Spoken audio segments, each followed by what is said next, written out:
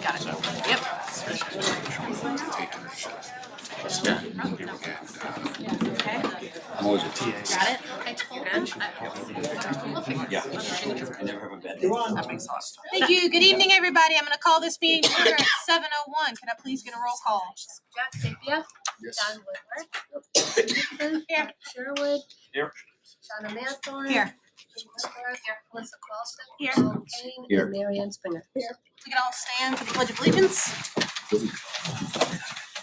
I pledge allegiance to the flag of the United States of America and to the republic for which it stands, one nation, under God, indivisible, with liberty and justice for all.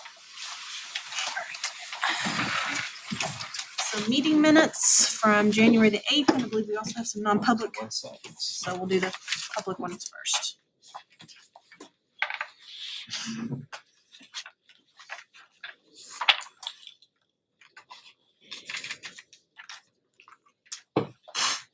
I'd like to make a motion to make a few changes to the Okay. minutes. What motion, what change? So on page 3, under tentative agreements, under the first paragraph, after they will have a 7-hour day and they have a salary schedule, I'd like Yes. to add, there were health concessions and the district will have the ability to contract for these positions going forward. Okay. And But we'll go through them, but do you have those changes typed up? Yep. All right, so then will you just hand them to Linda when you get done? Yep. That might be easier. Okay, Yeah, go she's ahead. always. And then under on the next page, page 4, under number 3, the after this is a very fair Contract for this group. contract for this group, add Mr. Krieger explained that the district achieved probationary status wording, health concessions, and the ability to contract out to fill vacancies. Okay, what's your next one? And under 4, after Mr. Sherwood explained there were lots of different compromises on both sides. The benefits to the district include extra time per day and an extra day per year to support coordination with other staff, more competitive pay, particularly at beginning steps, educational incentives, healthcare concessions, and additional pay for work within intensive special needs programs. Were those all of them, or did you have more? That was it. And thank you very much, Mary Ann, for sending that to the group beforehand so that we had a time, to peruse it. Appreciate it. I didn't send it to everybody. I was gonna say that. As I say, I This is not new to me. definitely Thank you, Mary Ann. Did not see that. I think your coordinate's appropriate, yeah. Does anybody else have any other suggestions or comments on the minutes? Someone want to make a motion on the minutes as amended by Ms. Springer? Make a motion to accept the January 8th school board meeting minutes as amended by Mary Ann Springer. A motion by Shauna. Do I have a second? Second by Mark. Too slow, Alyssa. Any other discussion? All those in favor? Opposed and abstain. 2 abstentions. All right, and then we do have one set of non-public.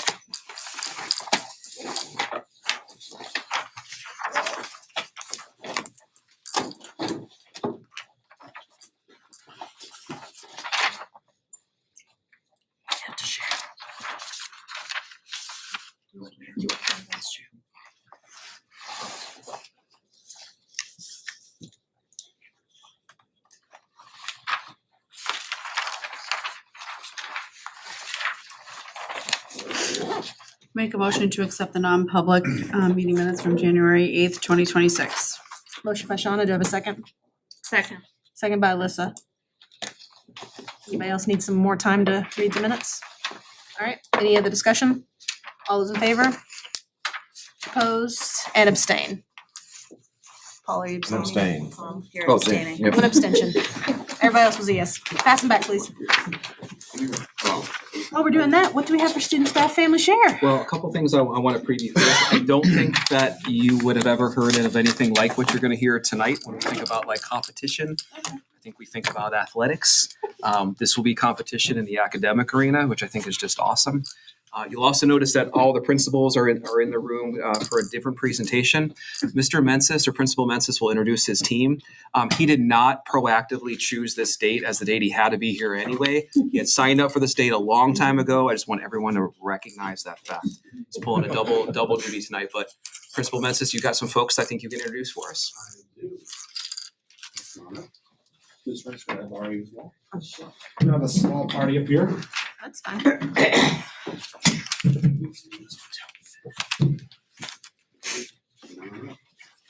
I'm gonna introduce a little bit and then let them kind of take over on the show. So what we're presenting tonight is, we've been having some fun with our Big Geary friends. It was actually many moons ago. We've had several staff members who have helped us out over the years. And I'd be remiss if I didn't mention Mrs. Gagnon. And, Mrs. Gagnon has been an institution of herself at middle school. This is her 41st year. And she started the program of working with our Big Geary friends and having some of our students, like these ones here you hear from in a little bit, going over and they'll tell you about the things they do there. So she couldn't be here, but we have two staff members, Miss Wheeler and Miss Donnelly, who are helping to support the effort.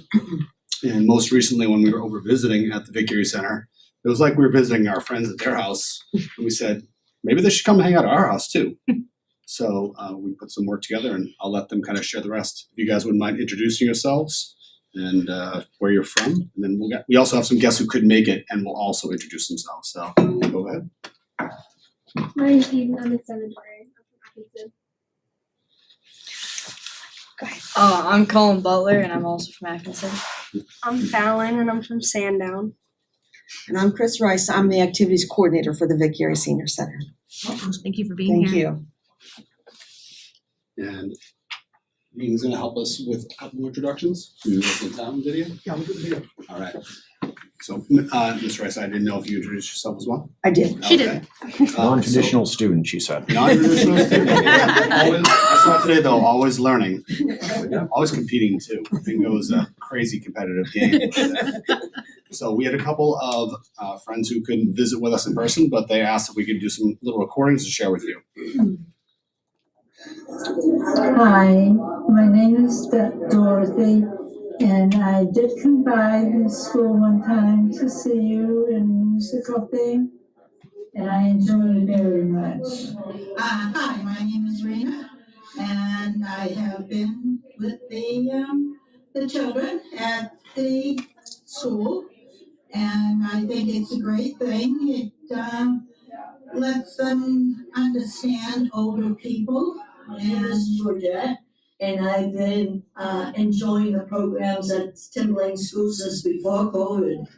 And it was a good social event. I always look forward to it. They would send me a note saying there's dinner on a certain day, and I would also always answer and make sure I attended. I enjoy their company. I enjoy how they see life, which is different from when I grew up in school. I had no school bus. So it's nice for them to know that the world has been changing when they're growing up. And it's going to be different when they graduate. So a couple of them asked me to do a video, but I'd certainly like you to share some more if you don't mind. Okay, sure. So, I said, I'm the activities coordinator. We've been visiting once a month to the Timberlane Middle School. And I'll give you an example of some of the activities we've enjoyed. One day they had games, and there would be about 6 tables set up, and each table had a different game, Jenga, headbands, all those kind of things. And there were students at all the tables. When we got there, the seniors dispersed to go to the tables that wherever they wanted to play the games. There was so many smiles and so much laughter, and it was heartwarming to watch this interaction among the students and the seniors. Recently, we went over and we made Christmas ornaments with the students, and they had planned all of this for us. We had cookies and juice, and they played trivia games. The students helped the seniors to make the ornaments, and sometimes it was a pretty much one-on-one. It was, I lost my place here. It brightened the seniors' days, especially those that don't have families. It fills a void. Some of the seniors don't have grandchildren. Some of the students don't have grandparents. So it filled that void. When we visit the students, there's always questions. They want to know how we grew up, where we came from. Did we come from another country? What was our professions, our hobbies? And the seniors get so much joy by sharing this information. And it all gets them to better understand the younger generation.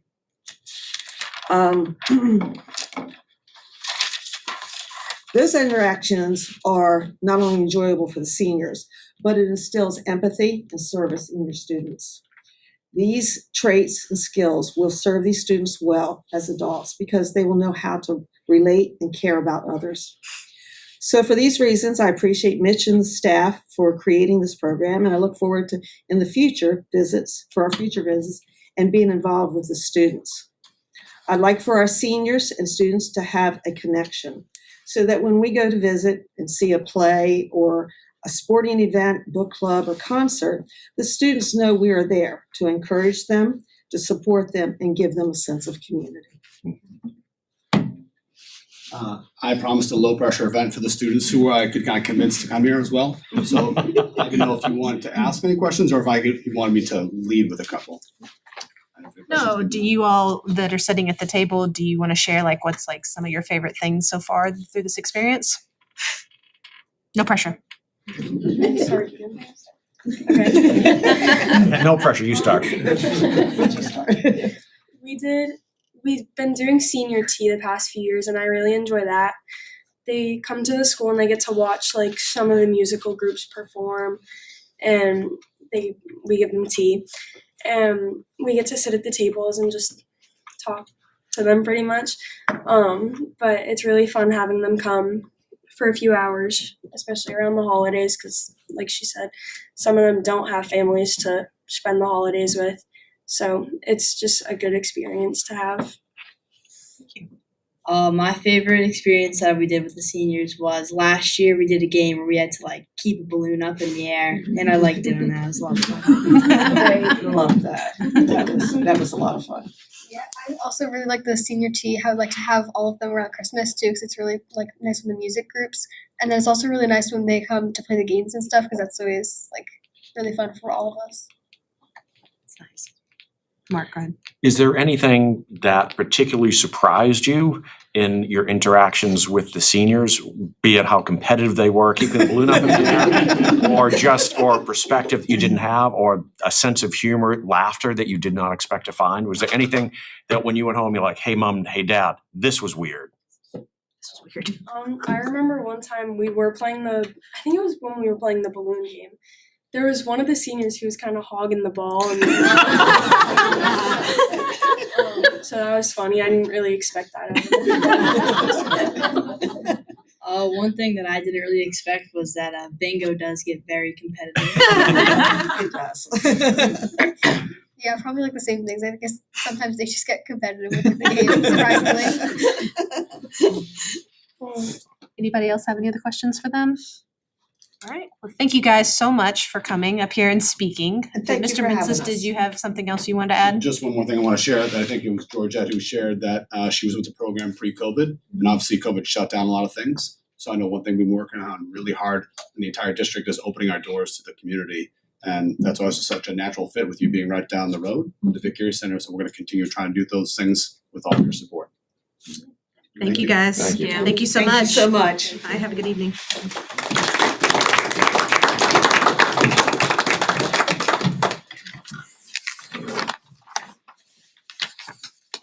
Next is delegates and individuals. Michael Bashir. Did I say your last name right? Boucher. Boucher.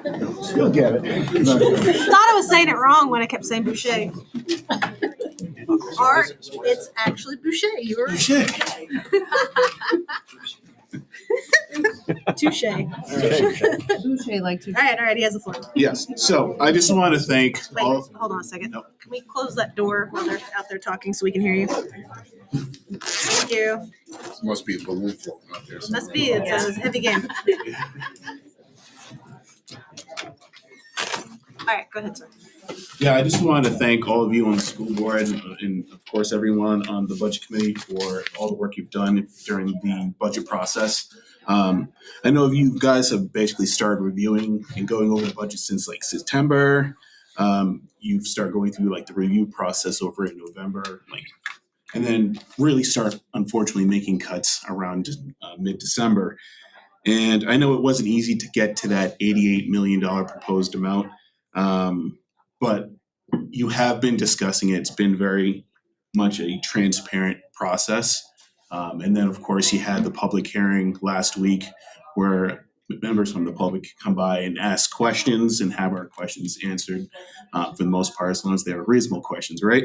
And I will say, as a parent, but also even as a taxpayer, to be very honest, I can't say that I'm exactly happy. Not because that the budget is something that you guys really had full control over, in the sense that you have to work against, of course, like all the things that are happening externally in the market. Costs of going up everywhere for everyone. School district is, of course, impacted by that as well. And as a result, as much as I don't like it, I'm satisfied with the number, because you've made cuts. I mean, there's 21 positions cut. We have, an administrator cut. We have an assistant administrator cut. We have a few members of the TTA cut. Just as an example, we have transportation cut, capital improvements that are cut. So that's all stuff that we could have learned if, we're paying attention to those public meetings. And I look at the $88 million as the compromise. The cuts have already been made. It's something that we kind of have to stomach a little bit. As a parent, obviously, it's not happy to see more cuts just like last year. I know my kids loved having technology, and to lose that, obviously, they didn't realize why it was gone, but I know they were pretty devastated by that. And I know as a taxpayer, we're going to see our taxes go up, but it's unavoidable. That's the world we live in right now.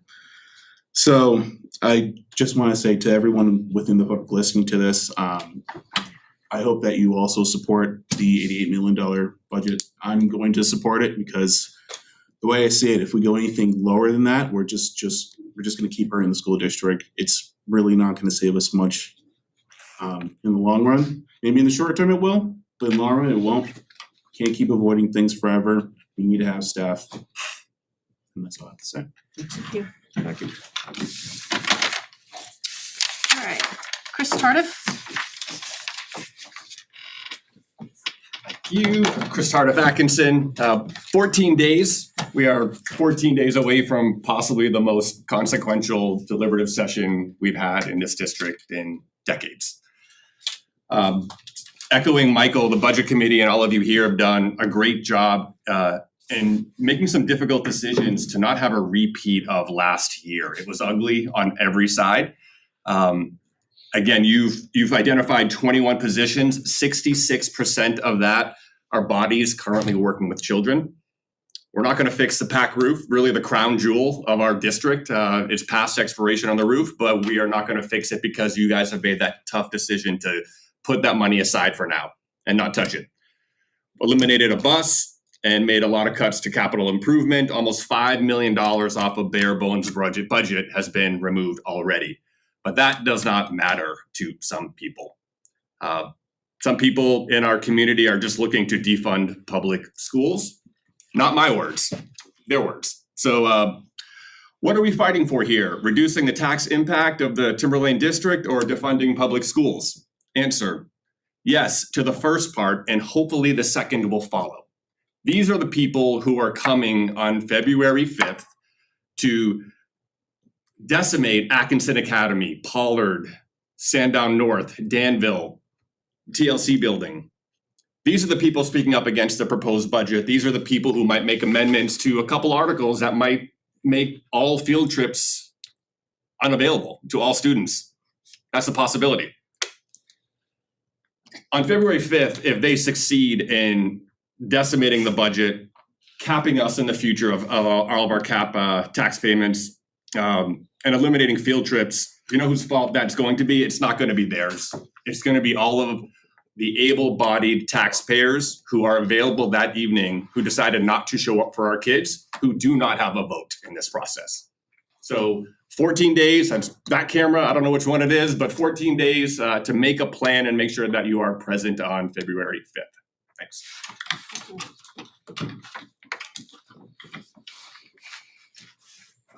I get a motion to move the 24 minutes of public comment to the end of the meeting. So moved. Moved by Shauna, do I have a second?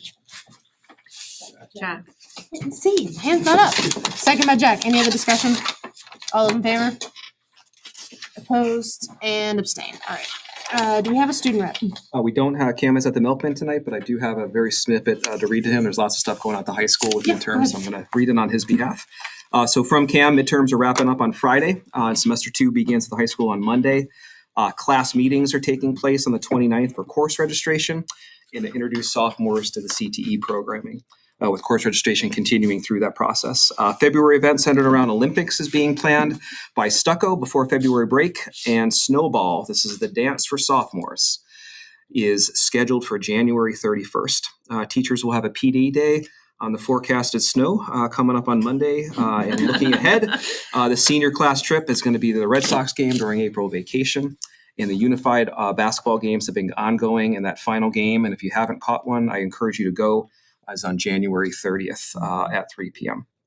And thank you for all of the schools and the principals from CAM, communicating with him, letting them know what's happening in your buildings. Thank you. All right, first order of business is our 26-27 calendar. Is you, Sandy? It is. All right. So you have in front of you the 26-27 school calendar proposed for next year. I just want to remind you all of some of the processes and educational rules that govern the approving of the calendar. So there are state educational rules that require that the school board annually approve the school calendar for the next year. We also are required for the past 4 years. In 2022, there was a rule passed that requires districts who are part of a regional CTE sending center, which we are, to coordinate amongst the districts that all send their students to those different CTE centers. So for us, that entails 5 districts. We send our students to Pinkerton and also to Salem, as does the Pelham School District and as does the Wyndham School District. So for the past 5 years, we have been meeting annually with sometimes the superintendents, assistant superintendents of those districts. We meet in October each year. We identify shared dates when we are going to align our calendars. We are required to have no more than 10 conflicts annually as a regional CTE group. And those begin after Labor Day. So each year for the past 5 years, we've gotten in a pretty good system where we're essentially almost rolling over when things fall. Some of the things that change annually are the dates of professional development days. If those happen to fall in the month of November specifically during an election year, whether that be a state election or a national election, we try to avoid if schools have to be used as voting centers, which we typically do not do in our district, but other districts that are in our CTE center regional cohort do. So you may see some PD days shifting from year to year, kind of where they fall. We align early release days with those districts as well. And so those are dates that were mutually agreed upon amongst our 5 districts. The start date, that is slightly different. I don't have a final definitive decision from some of the districts. I know Salem is in the process of approving their calendar as well. I did receive a draft from Wyndham, but all districts are starting before Labor Day, which you'll notice is significantly late this year. Yeah. So Labor Day will fall on September 7th, Monday. So if we were to start after Labor Day, that would mean a start date of September 8th. In talking with Nobody wants to do that? building leaders, athletics, and also the union, TTA, who we also consult with on the calendar. We looked at things like the start date for athletics, band camp, things like that. A late start date would really complicate things. So oftentimes we do bring you 2 versions of a calendar, one that is a pre-Labor Day start, one that is a post-Labor Day start. Amongst all districts and the groups that we consulted with this year, it was a mutual consensus to bring forward one calendar that would be a prior to Labor Day start, which is why you're only seeing this version in front of you. So I'm happy to answer any questions that you may have. Bree, go ahead. I was just wondering if you could help me rationalize why we would not bump the professional days in August to the Monday and Friday to allow the end June dates of the 14th and 15th to be carried over there for school days. So it's a 4-day week to start, so that the students would get out the 11th instead. When you are referencing the dates, can you be more specific? Because we have 5 days in August. So are you referencing the 18th, 19th, 20th? Or are you referencing the 25, 26? Yeah. 25, 26. Okay, sorry. Could you repeat what your concept is? If we make the professional days on 25, 26 school days, move the professional days to 24, 21, so that then the end date could be the 11th instead of the 15th. We could. So have that's an option that would be before you as a board to consider. Is there, can you see any negative connotations to that? Personally, not necessarily, but I would want time to think about it. I would want to check alignment with athletic schedules, with start dates, with things like that. Well, we have some administrators and the TCA president in the room. What do you all think about if we actually made those dates like Ms. Woodworth stated, so that you all would have professional development days on the 21st and 24th, and then that way the kids could actually go to school on the 25th, 26th. What are your all's feelings about that? No pressure. I don't know that they have a copy in front of them to look at. I didn't know if they had anything. Just to clarify and give context, what that would mean is currently we would have new teacher induction on August 18th and 19th. That's 2 days of induction. The first contractual day for new teachers would be on Thursday, the 20th of August. The 21st and 24th currently are non-school days. What Bree is proposing is moving the building professional development day and the district professional development day to new teacher induction Tuesday, Wednesday, contractual day for first teachers on Thursday, professional development day, which I think would be the building day, which we typically do first, on Friday the 21st, 2-day weekend, district professional development day on the 24th, which is a Monday, and then we would have a 4-day first week of school for students. That would be what that would look like. Yep. Usually those first couple of PD days, there are orientations that take place. And because we have multiple levels, you could have a child at the middle school, the high school, which there's only so much time that really flies in. You could end up having conflicts with a lot of those, because I don't think you want to do, for us, like freshman orientation night on Friday the 21st. Thank you. And just getting the kids acclimated to the school in the best way possible, with as many people possible. Okay. Thank you. Marianne? Where this has, I'm looking at the current calendar, starting almost a week and a half before Labor Day, but the Labor Day weekend is still a 4-day weekend. I'm wondering if getting at least one day, the Friday the 4th, as a school day. That way the students would have a 2-day week, the 27th, 28th, and then a full week of school, and then the long weekend, and then 4 days. And that would kick the end of school 1 day forward. Just, I think in the past, the first week has been a 4-day week. It has been a 4-day And then the it's first a week. Friday to Monday, Yes. 4-day weekend, and then 4-day week. So I thought where it's starting that much before Labor Day, maybe that could be a shorter, long weekend. Can we get rid of this extended Labor Day nonsense? Can we just be the people that do this? What is this extended Labor Day? I don't understand. How long has that been going on? Forever. At least since I've moved up here.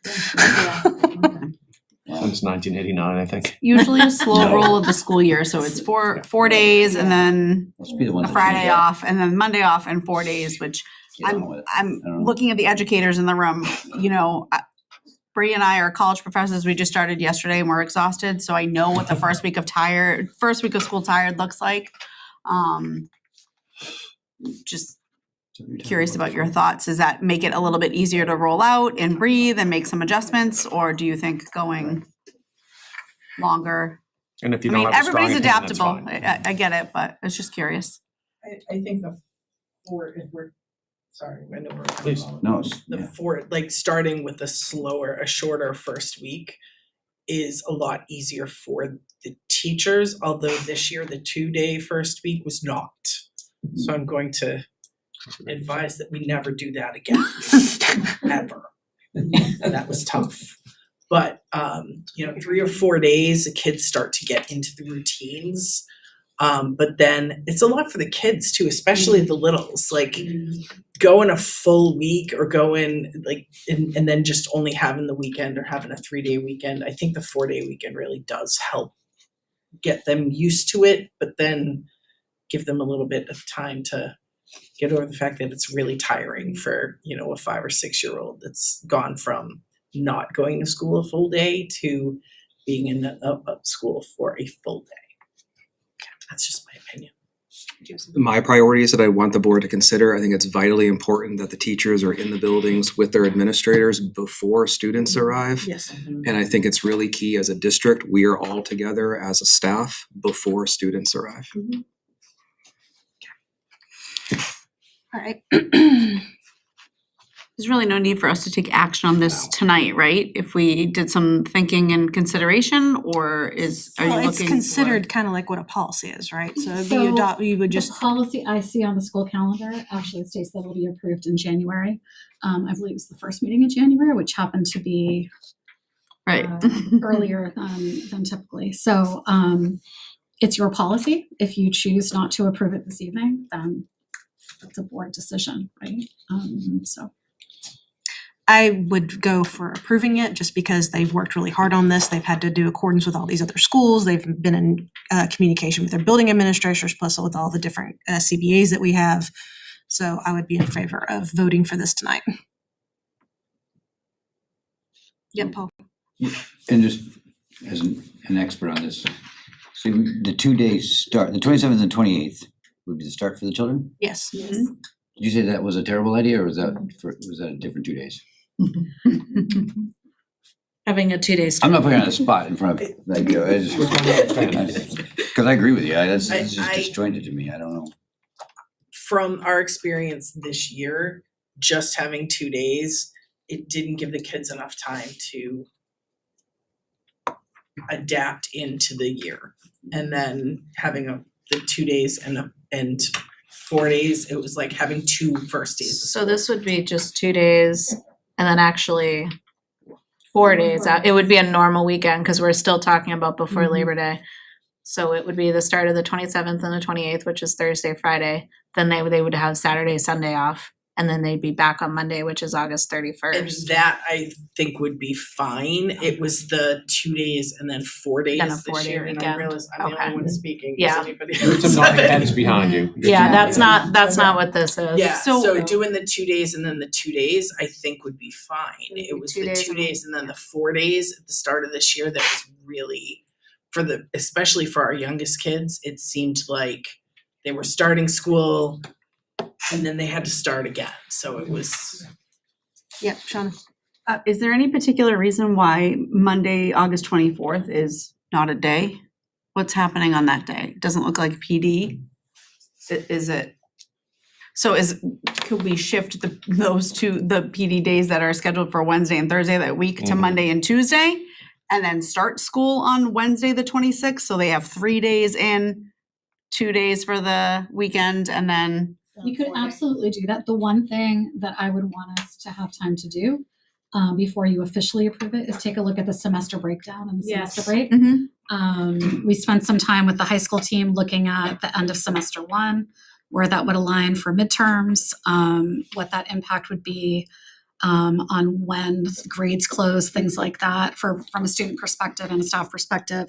I know Mr. Broad and the TTA executive board, when they reviewed it, that's something that they look at as well and always give us feedback on. So I guess, again, your decision, but if there was a motion to do that, I would request that we have time to go back and consult with those groups to make sure that the quarter breaks and semester breaks align in a way that is workable with the way. That's the reason why I asked if we could push this out to the next meeting, Yep. just so that you had the time to Would that gather be that enough information. time if we push Sure. this to the next We meeting? can look at that, absolutely. All right. So is it board consensus that we look and have the administration look at pushing the day to the August 24th August 25th, and then having the first day of school on August the 26th. That way it's a 3-day week. Is that what I'm hearing? Yes. Okay. So would that make the last day the 14th? It would push it back one day. Monday. So we would come back for one day. That's what it is. Can you bring 2 examples What other example do you want, Bree? where they find another day? So that it's not a 1-day week. Correct. Yeah, at the end. I was going to ask John, does that impact the freshman orientation piece at all? And it's not just freshman orientation, because I think the middle school does one, I think the elementary schools do it. I mean, you're moving things. The other thing is teachers coming in, they do the setting up the classrooms and stuff. They get the opportunities to do that beforehand. If you start moving the calendar, you could be affecting when graduation itself will take place, just as a heads up for next year as well. So we can do the orientation. You wouldn't do the orientation ever on a Friday. We need kids there. You know, you could do it on Monday, or but once you start moving that, you need 2 days at least to get the orientations done.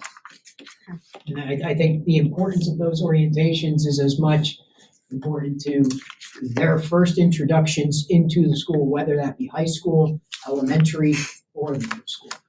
Alyssa.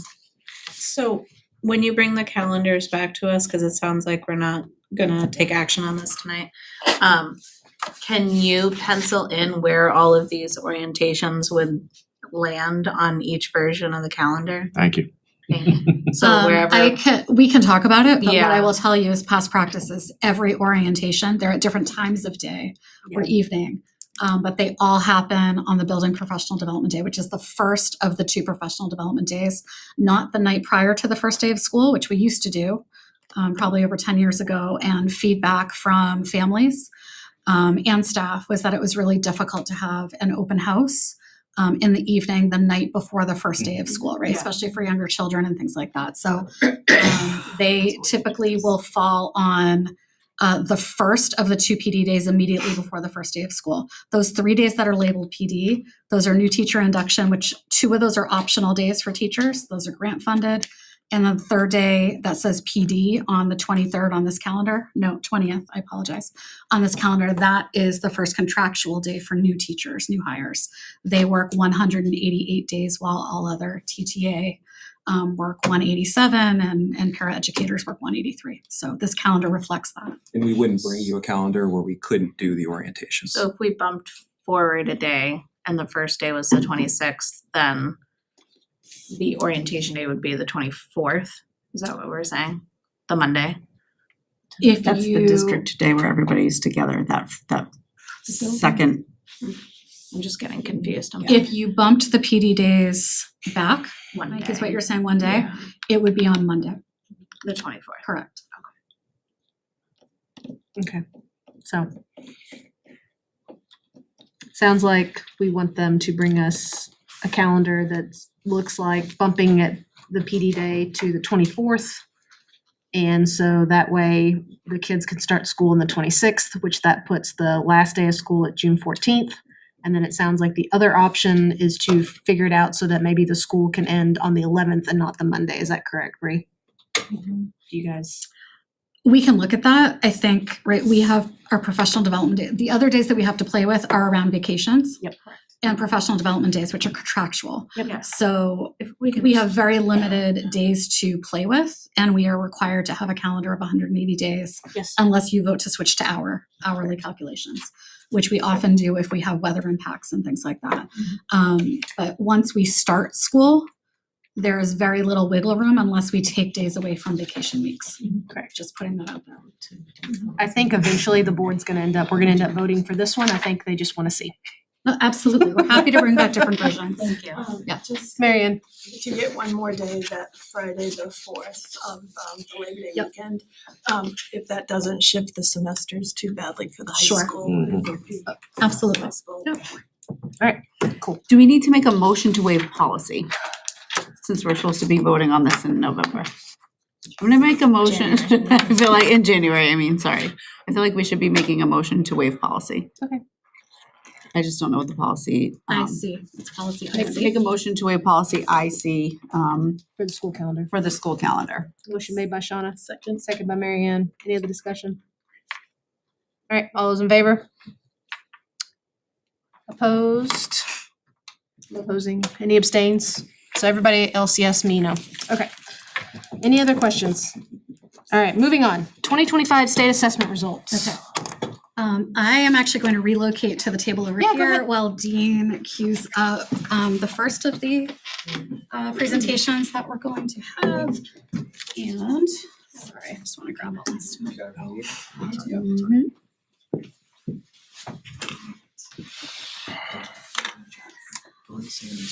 Thank you, Dean. Yeah. Absolutely, nuts, yeah. Okay, good evening, sitting in a different spot. Welcome, Sandy. So, I know, thanks. So I'm going to be joined in a little bit by our team behind us. We're gonna be speaking to you comprehensively about our state assessment results, but also more importantly, how we as a district review these results, how we analyze them, how we interact with our staff around what these results tell us, and most importantly, how we respond in an effort of constant and ongoing improvement. So, just a reminder, we are required by the state of New Hampshire, this is part of state and federal accountability, to administer annually state assessments. We administer those, and I apologize, I just want to see if this is going to work. Nope. I don't think it's going to because it's on a slideshow, so it'll be scrolling down. Yeah, Do you need me to the down just- arrow. It's still part of the packet. Okay. See, it's not in slideshow mode. I'll just tell you what the next slide says, then we'll move forward once we get the data going. Where's the mouse? Because that's what this is. It's not in slideshow mode. It's still like a part of the there in front of packet. your- This one is the in front of PDF. your Is the laptop, mouse in Sandy. front of me? I got it. All right, Dina, If you can we're gonna be scroll, okay. see it? Okay. That's the There you PDF. go. There we go. Okay, so just a reminder, annually we administer assessments. Those are required for students in grades 3 through 8. That assessment is the New Hampshire State Assessment System. That typically takes place, we're given an assessment window annually by the Department of Ed. Typically falls in science, it's usually sometime in April that we're administering that. And the other assessments typically fall in May. We also administer the science assessment only to students in grades 5, 8, and 11. So when we're looking at those results, we are looking at those 3 grade levels only. And finally, the state assessment for high school is grade 11 only, and that is the SAT school day.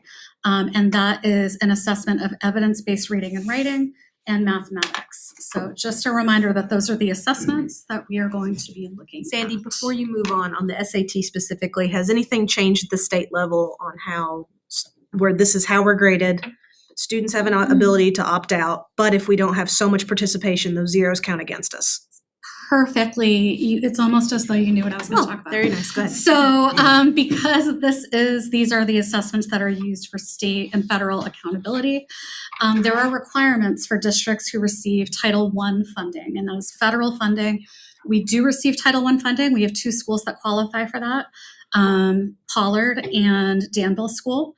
Both receive Title I funding. So as a district, we are required to meet a certain minimum standard of participation in the state assessments. The wording is right there. That comes directly from RSA. So federal law requires that districts who receive federal funds ensure 95% participation in the annual statewide assessment.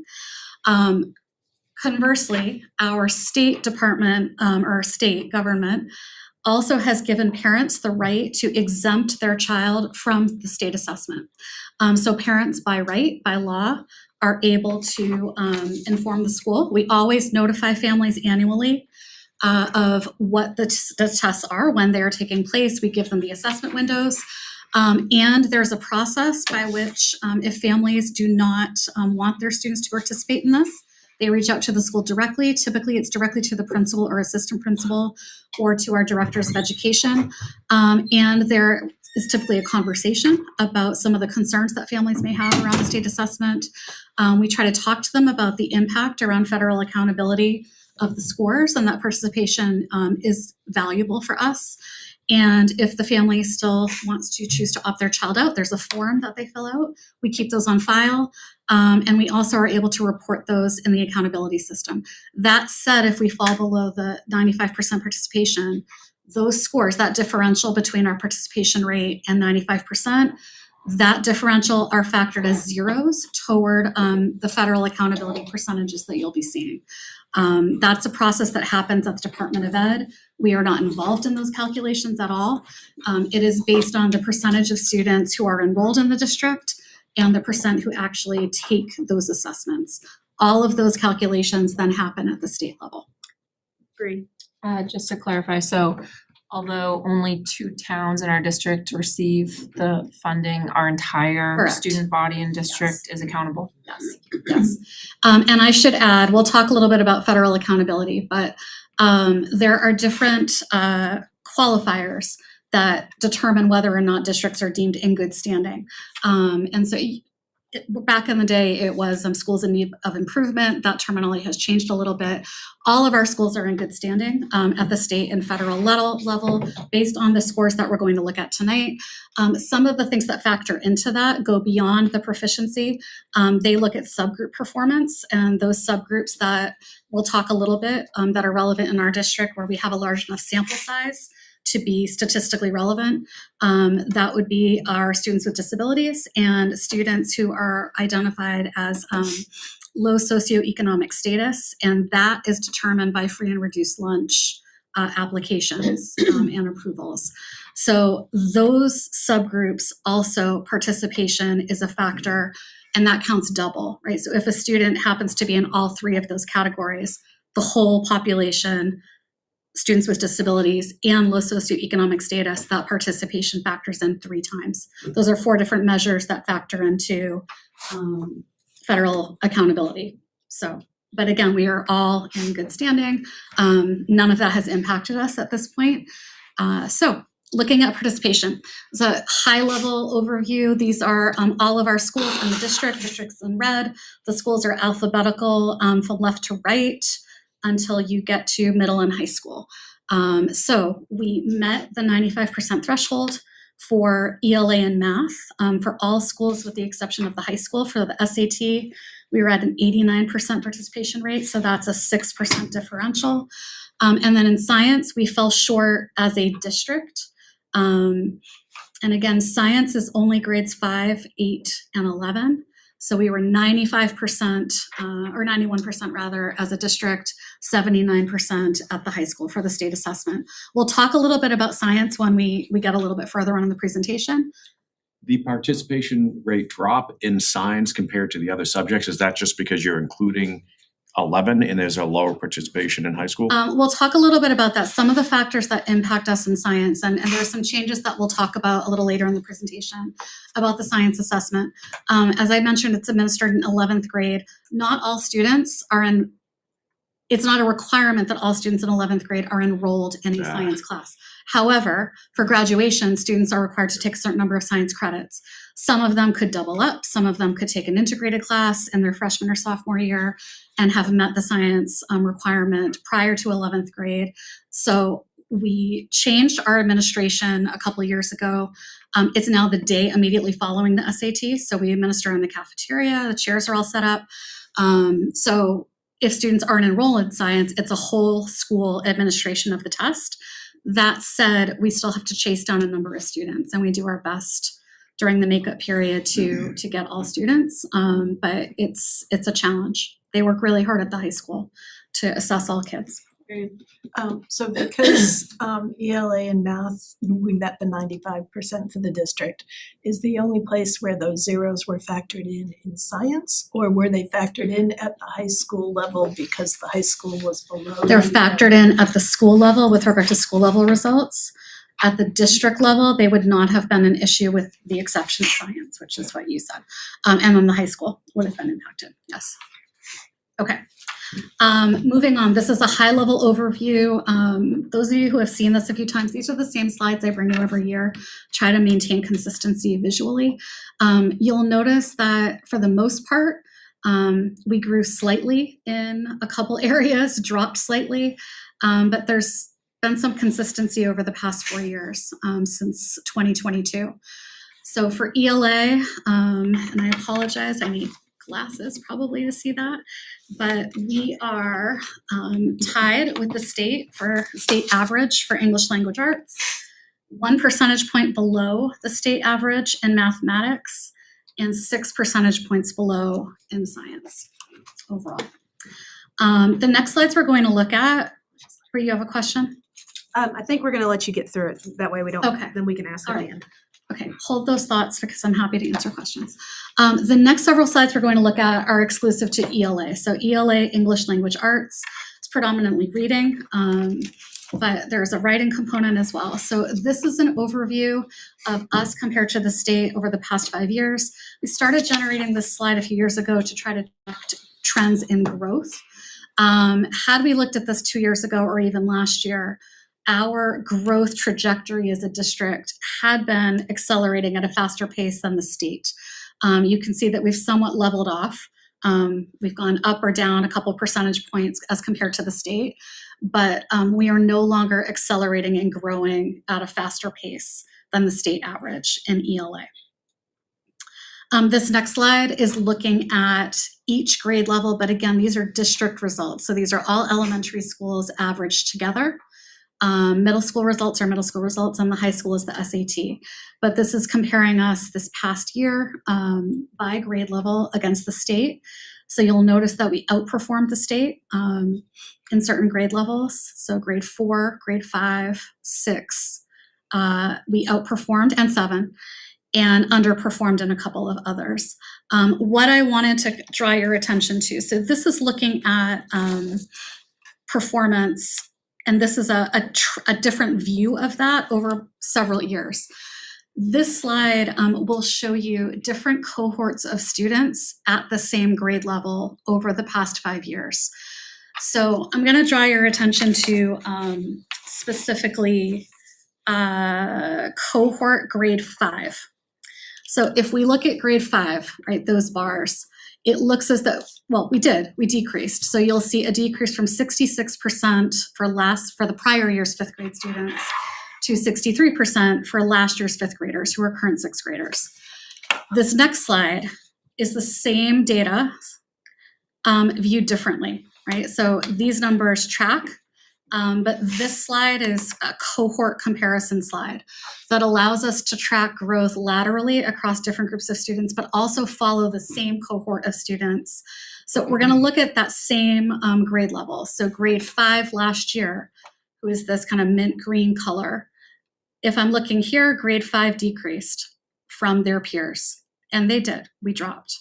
But for that group of students in grade 5, that was 14 points of growth for that cohort of students district-wide. So these are the types of things that we analyze as a district with our leadership teams, with our teachers. The goal is always growth. We're seeing negative growth with other cohorts of students. 6th grade, that transition year and the merger to 6th grade, not just because we're a regional district, that's a common trend across the state. We have conversations at regional meetings. The 6th grade dip is a real thing.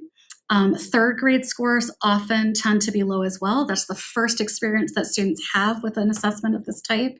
We'll talk about preparation, but those 2 grade levels tend to see dips. Again, and it's not unique to Timberlane. In all other grade levels, with those exceptions, we did see small amounts of growth. I don't typically track growth for the 11th grade year because it's been 3 years since those students have taken a prior assessment. The New Hampshire State Assessment System, while it's aligned to the same standards as the SAT, it's a different assessment. So sometimes comparing apples to oranges. That said, I think it's useful to look at coming out of COVID where we were all really concerned about learning loss, looking at our last year's 11th graders, who again, that was a dip, 60% was a drop from their classmates who were seniors that year. In 8th grade, they were at 51% proficient, and that was a growth to 60%. So that's something I think to celebrate for those kids. We still have a lot of improvement to do, and we're constantly working on things. But we try to look at things and try to acknowledge where we are seeing some growth. The next slide, about 3 or 4 years ago, we started comparing our results against the state average, but against 25 other districts. So this is a set of 26 districts in the state of New Hampshire. Most of them are from Concord South, as far east as Oyster River, Portsmouth, Exeter, as far west as Milford, Ware. But it tends to be kind of south central, southeast, slightly southwest. And we've been comparing ourselves against this cohort of schools, again, for the past 5 years. You can see where we fall from the top. There is quite a lot of bunching together, kind of in that mid group, right? So we are below many of the other districts that we had been above for the past couple of years. That differential of 1, 2, 3 percentage points has really been the shift, right? Last year, I think we were 3 to the right or 4 to the right, but we've kind of traded places a little bit. So we're having a lot of conversations around what's going on. These are the same slides, but for math. So this is, again, the growth slide that we looked at, kind of looking at that growth trend in growth. While our math scores were not as didn't show as much improvement, our growth actually was a little bit more accelerated than it was for ELA. Again, this is the grade level comparison by grade against the state. So you see we're only outperforming the state in 2 grade levels in mathematics. That'd be grade 4 and grade 7 last year. This is that comparison, different cohorts of students over the past 5 years. So in some cases, grade 8, we remain consistent over the past 2 years, but since 2021, there's some significant growth in mathematics. Same thing in grade 7. We're seeing some dips in other grade levels, but some positive trends across other grade levels. Looking at cohorts here, many of these are in the negative. So again, these are the conversations that we're having. We're trying to be really honest about what are we doing, what is working, what isn't working, and really acknowledging that we have to revisit some of our current practices to try to shift things and really focus on learning outcomes and supporting our students and teachers. This is the comparison slide for mathematics. So you'll see we're a little bit farther to the right, not that much, but a little bit farther than we were in reading. I'm going to move on to science. So these are the 3 grade levels. Against us against the state for the 3 grade levels that are assessed. This is the 5-year comparison, different cohorts. And the cohort slide that we look at for ELA and math is not something that we can generate. To track growth, you need to assess in consecutive years. So because we only assess in grades 5, 8, and 11, we're really not able to track growth in science in a relevant way. So you'll not see that chart. But this is the state comparison chart that we've been looking at for science. So that is the last of the data. We do have, and I'm going to ask our principals and directors to come and join me. We do have, we wanted to really lean into, the data is the data. But we really wanted to spend our time with you to talk about what are we doing? How do we look at this data? What is the work at the school level, at the district level? And what are some of the things that we're currently working on? So we're going to transition to that. But if there are questions about the data itself, not necessarily action steps, I'm happy to answer those. Bree. Can you remind me in the science what percentage or number was treated towards 0? Participation? Yeah. So in Is it science, 6%? we were 91% as a district. Mm-hmm. So our district results in science, not by grade level, it was a 4% differential of zeros. At the high school in science, it was 79%. So significant. Go ahead, Mark. How does that stack up with the participation rate across the state? Because obviously, if we're having, 12 zeros added into that, and other schools, are having 6 zeros added into that, it's not an apples to apples. Yet on some of the others, there does seem to be a trend in the middle school, which we'll talk about later. But it seems like participation rate could really be skewing this quite a bit. And is it skewing it for others equally? If so, then that's a different discussion that we need to have with the education of our kids. If you give me a moment, I can actually pull up the state participation number for you. What I think is important for us to think about, yes, there is an impact, and we talk about it because it's a real thing. We don't see how those calculations take place. It's tough to not know, right, how they factor in the zeros and things like that.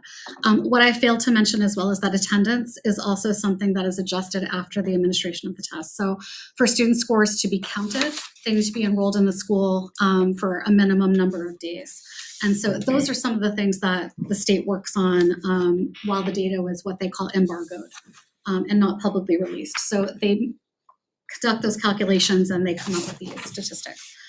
State participation in 2025, I know I have it, I'm just looking for it.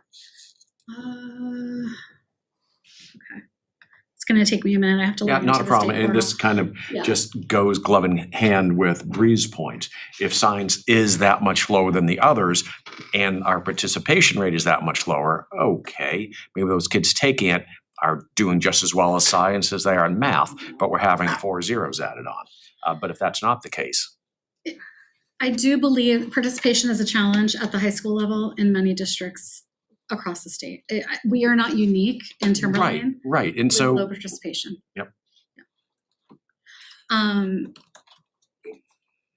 will work on finding that for you right now. Mary Ann had a question Other and then questions?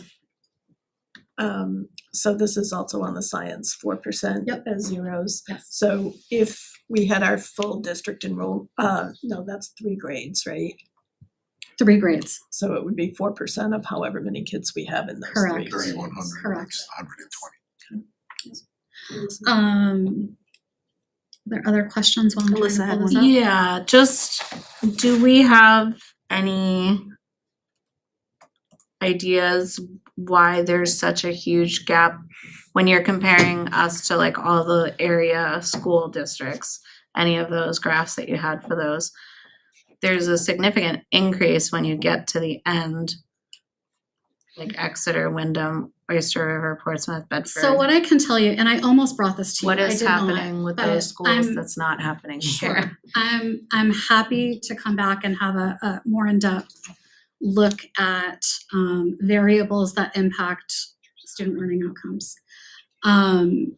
They're posted publicly. You can, so I'm trying to pull up participation data right now on the state iReport portal.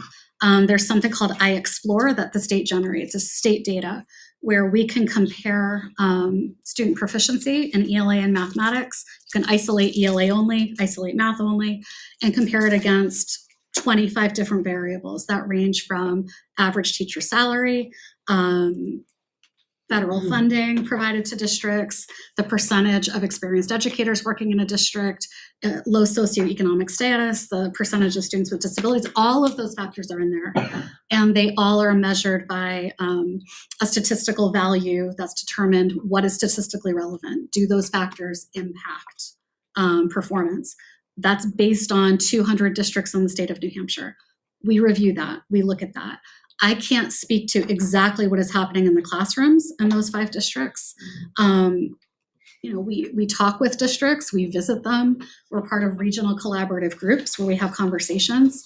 It's really hard to isolate and determine what is the thing that they are doing that is like the magic sauce that is producing performance of that nature. We can't isolate that, right? It's not. It just seems to be consensus. It's extremely consistent complex, but I can throughout tell you each that based on data category. in the state portal, the factors that have the most statistically significant impact based on state data and state determination and calculations is average teacher salary, the percent of federal funding that districts receive, and low socioeconomic status. Those are the three highest factors from a statistical standpoint based on the data that is in the state platform.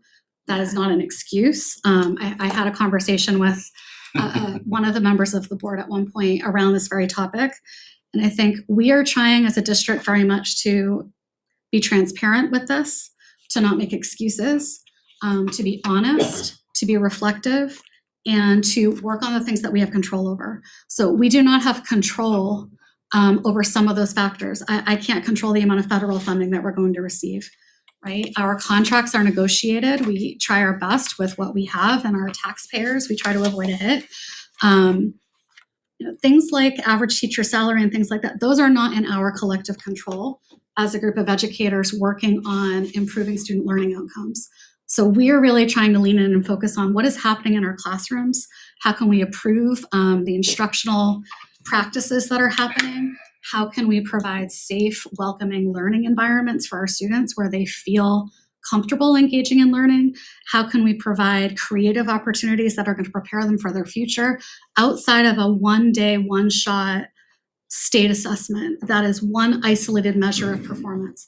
So I'm going to leave it at that, if you don't mind, because I'd really love these people to join us. I think you're going to come sit with me. You're not moving. And Sandy, Dean is going to queue up a different presentation. Before you transition. Yes. Well said. Thank you. And state participation, Mark, I'm about to pull it up. Thank you. I needed a break for the. Yeah. State participation average in ELA is, oh my goodness, not posted. Hold on, I gotta go to the state report.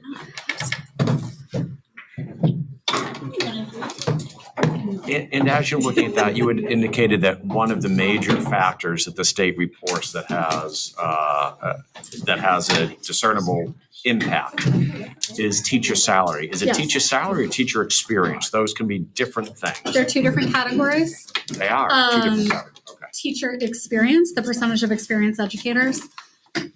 I'm happy to bring this all back in a more formalized presentation if you would like it at a different date. Is not deemed to be statistically relevant from a statistical standpoint. It is teacher salary that is over the 0.5 measurement of what appears in our value of what's statistically relevant, yes. And state participation for ELA was 96%, for math was 96, and for science was 92. So again, as a district, we were 91.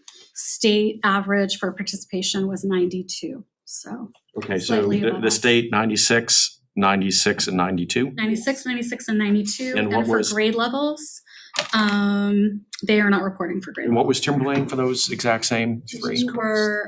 We met 95 for ELA and math, but we were 91 for science. So we were one percentage point. Perfect, thank you. Dean, I think we are going to project. Did you want to ask? Yeah, I do. Okay, before we move on, Yes. Jack's been waiting very patiently. Yes. What question do you have, sir? Before the co-chair wasn't acknowledged by the chair. Don't start. So, as you know, this has been a point of contention with me for quite a bit. And, since our last go around with this, I've been watching consultants, doing research, doing whatever I can to figure this all out. And it is a complex issue. But what are we doing? I mean, if we spend as much time trying to get kids to take the test, for lack of a better term, marketing and selling these kids, you're part of a team to get in here and do it, as we do on some of the other things that we take great pride with. I think that may be a good first step. So I'm looking for solutions. I see you have some stuff down here. Yep.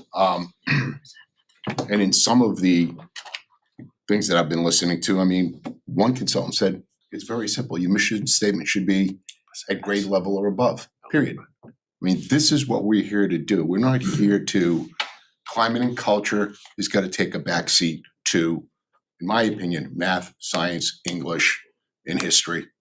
I mean, we're here to educate kids. And I have a couple other things here, but relative to increasing participation, Do we have a game plan? Are you guys, I mean, That's what we're here to talk about, Jack. That's what they're here to Alright. present. I mean, I know that, but this to me is, and I'm sure no one's happy about having this conversation, and I get it. And Jack, I would say, we echo a lot of the sentiments that you're expressing right now as a team. I'm not gonna speak for them, but these are the conversations that we have, right? Every year when we look at this data, it's challenging, right? We always are hopeful, we anticipate that the work that we're doing is going to show improvements, right? And we're going to see that growth. And when we don't, it's a challenging hurts. thing, not just I for get it. us. It is our students, our teachers. It's challenging for them. So again, we're trying to have really honest conversations. I really don't care about all the other cohorts, all the other districts, except for maybe the 2 or 3 at the top. And that should be our goal. That should be, and the top schools, Wyndham, Hanover, Bedford, they're always in the same exact place. And in some of those things that I've watched or read, that, one of them says, you always hear it's the socioeconomic stuff. It's teachers' pay, it's this, it's that. And you look at a place like Steubenville, and I probably get the state wrong, but I want to say Ohio, you probably know who I'm talking about, where it was, by any degree, they should have failed and fallen flat on their face. So I think with our staff, with our dedication, I mean, teachers inherently walk in with a happy face on it, right? I mean, it's why they're in the business that they're in. Yeah.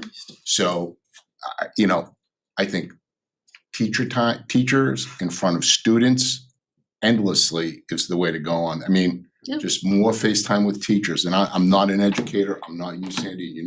I respect you tremendously, but this is, for me, What I This would was a- ask, the Jack, private is sector, this would be nuts. our goal right now, and I'm gonna have everyone introduce themselves, but our goal collectively is to talk to you about how are we responding and what are we working on with our teachers at the classroom level, school level, district level, to address exactly the things that you're concerned about. So can we go through Mr. Harris? You wanna introduce? Yes, please.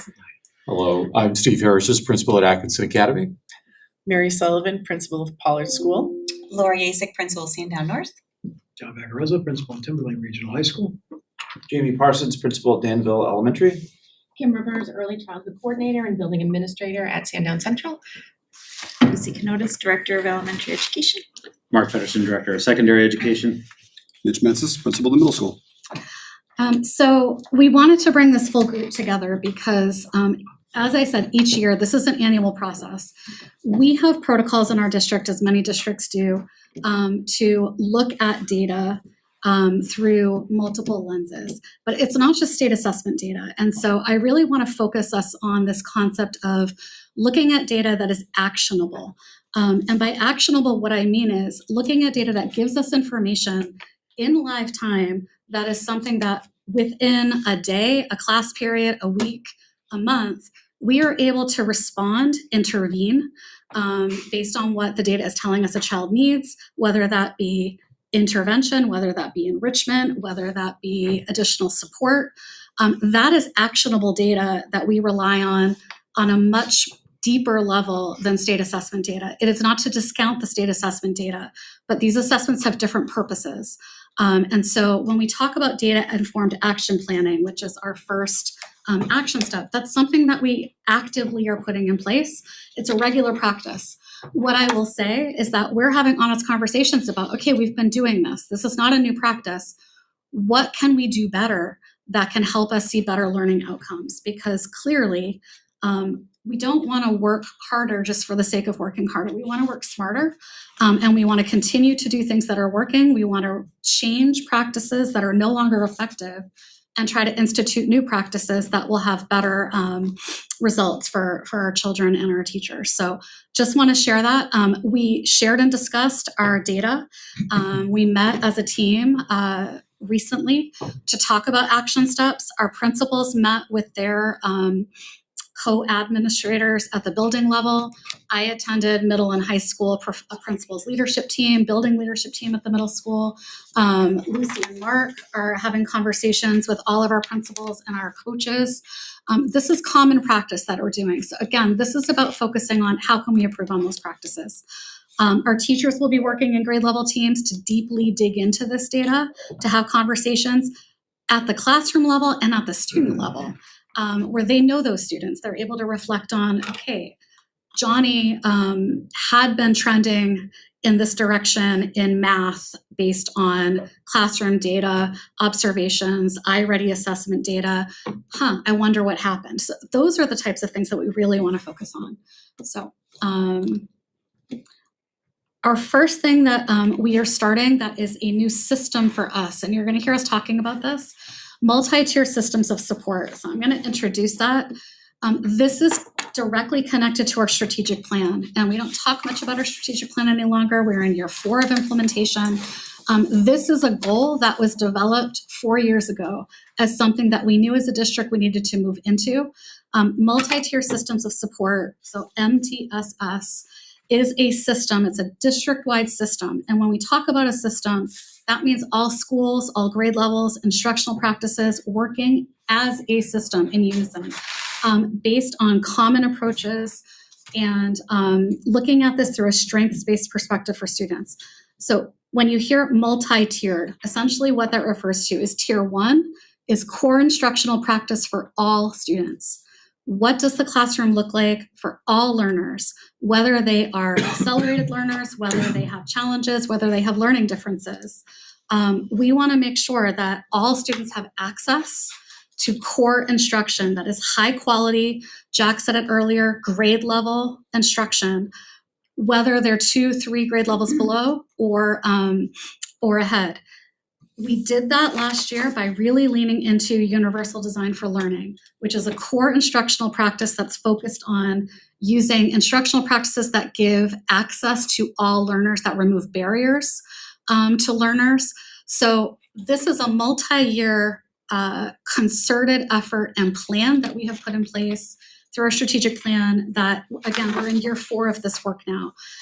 UDL, Universal Design for Learning, was specifically our first step to shore up tier 1 in multi-tiered systems, which again is our core instruction. So let's improve how students can access learning in that setting. And then tier 2 and tier 3, that is looking at data and identifying, okay, which of those students in the core need additional support. And so if you think about it as a layering of support instructionally, the core is universal, what everyone gets. Tier 2 is small group instruction. It's not in place of what happens in the classroom, it's on top of it. So that could be intervention, it could be enrichment. And then tier 3 would be if students who haven't responded in tier 2 small group, they might need even more individualized, isolated instructional support. We're moving into that, this system. We developed a handbook a year ago that involved our, some of our administrators, educators across our district, and we just started implementing this handbook this year. So this is something new for us. We're excited about the work. We think that it's going to be very productive for us, and it's going to be an ongoing focus for our professional learning days. From there, intervention is directly connected with that. And I think Laura is going to talk about intervention right now.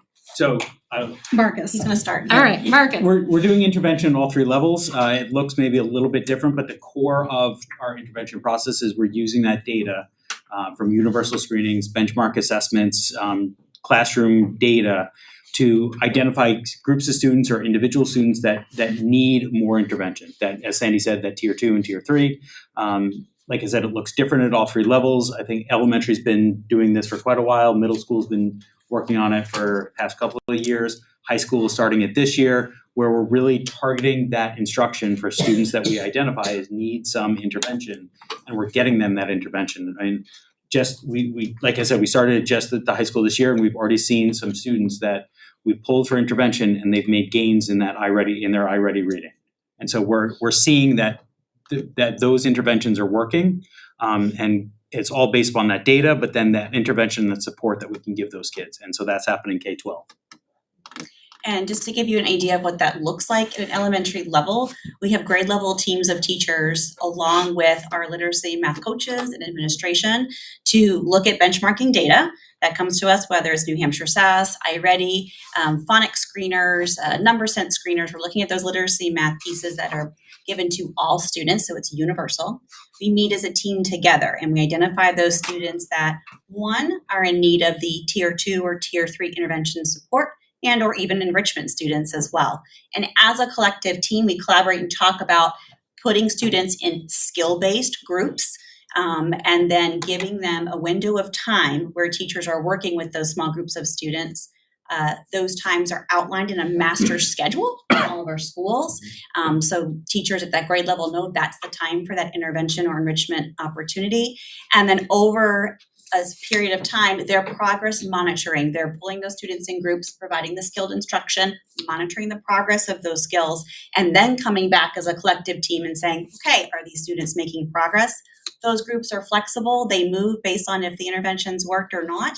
And we revisit and we celebrate the wins when we can as well. Wonderful. If I could, I know you guys want to get through this, but there are so many threads here that I'm afraid if I don't pull on one, I will absolutely lose it. Could you talk to me or us about the relationship with iReady and this new approach? Because I remember hearing about iReady several years ago, and the design of that, the strength of that, as it was explained to me and I understood it, was you could have individual cohorts and realize, hey, this particular classroom is struggling. How is the instruction different? Let's work as a team to improve it, follow best practices. Or this particular child's not getting this concept at all. How is this approach different? Because as I look at all these cohorts, with one exception of these cohorts, year from grade 3 to grade 11, they're going down. So what we were doing historically with iReady by this matrix doesn't appear to be working. How is this approach? It sounds like you're acknowledging that approach didn't work. I don't know how Not necessarily acknowledging that approach didn't work, but I think, again, there are different types of assessments. So a multi-tier systems of support requires a balanced assessment system. That includes, Laura was talking about iReady as a universal screener. A screener does just that. Think about a medical screener. You're screened to try to catch early and identify the potential for difficulty. So the data that iReady gives us, which is unlike state assessment data reports, it gives us different reports that are diagnostic in nature. So they can tell us where a student is at from a drilled down skill level in math and reading. But beyond that, we can look at reports that will tell us what students are ready to learn and holes that may have to be filled, like gaps that have to be filled. And we're able to, again, progress monitor. So we can give a dose of intervention. That's the terminology in MTSS. They get a dose of intervention and then we reassess them. That is not something that we have available through the state assessment system. It is a definitive one-shot deal. And we don't get that type of data that, again, is actionable. So the iReady data we've been implementing, this is, I think, year 4, year 5 of iReady.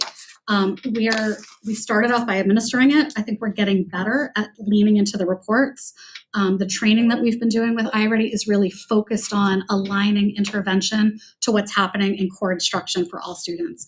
So we're trying to establish cohesion across the tiers to make sure that students are actually receiving grade level instruction and not just getting intervention, because that can establish problems as well. If you're intervening and not providing access to what they should be learning at their grade level, you're creating larger gaps. So all of that is the work that we're working on right now around this. Something quick. He gets a half an hour. I can't go quick. Explain to me, who does the coaching for the teachers? Do you want to talk about the coaches? I think it's coming up in a future slide. It is coming up in a future slide. Okay, and then when you do the intervention, is that the teacher in that grade or is that somebody different? It's a team-based approach. So I don't know who wants to take that. I can continue. So it is a team-based approach. So at the table, when we're talking about students and skill groups and determining who is going to be providing that instruction, it could be a classroom teacher. It could be our interventionist that we have in our buildings. Small piece of students may be seeing a coach. That's more short term, but it's a whole group approach. And again, it's skill based and it's based at that grade level. And you may or may not have this information. I wouldn't count on it, but of the number of students that we do an intervention on, how many come out and get back into the class and start tracking with the rest of the students at that level? I can't give you an Sorry, exact, Sandy. no, I can't give you an exact number, but I will tell you that it is successful and we do have students going right back. And like I mentioned before, those groups are flexible. Yep. And it's Kids are going ongoing. in and out based on. It doesn't get missed on me what you said. I just was wondering, and especially for the audience listening tonight, these are probably questions that they'd be asking Sure. as well. Thank you. I think if we can just throw in there too, when Laura's talking about progress monitoring, that's how we know, right? We're looking every week at progression of learning and we're adjusting if they're not. So that's how we move kids through. And I just want to be really clear because I don't think you intended to say this, Jack, but when you say how many of them come back, right? Yeah. Right. But what I want to emphasize is that this work intervention is not in place of grade level core instruction. So they are not being taken out away from their peers during core instructional time.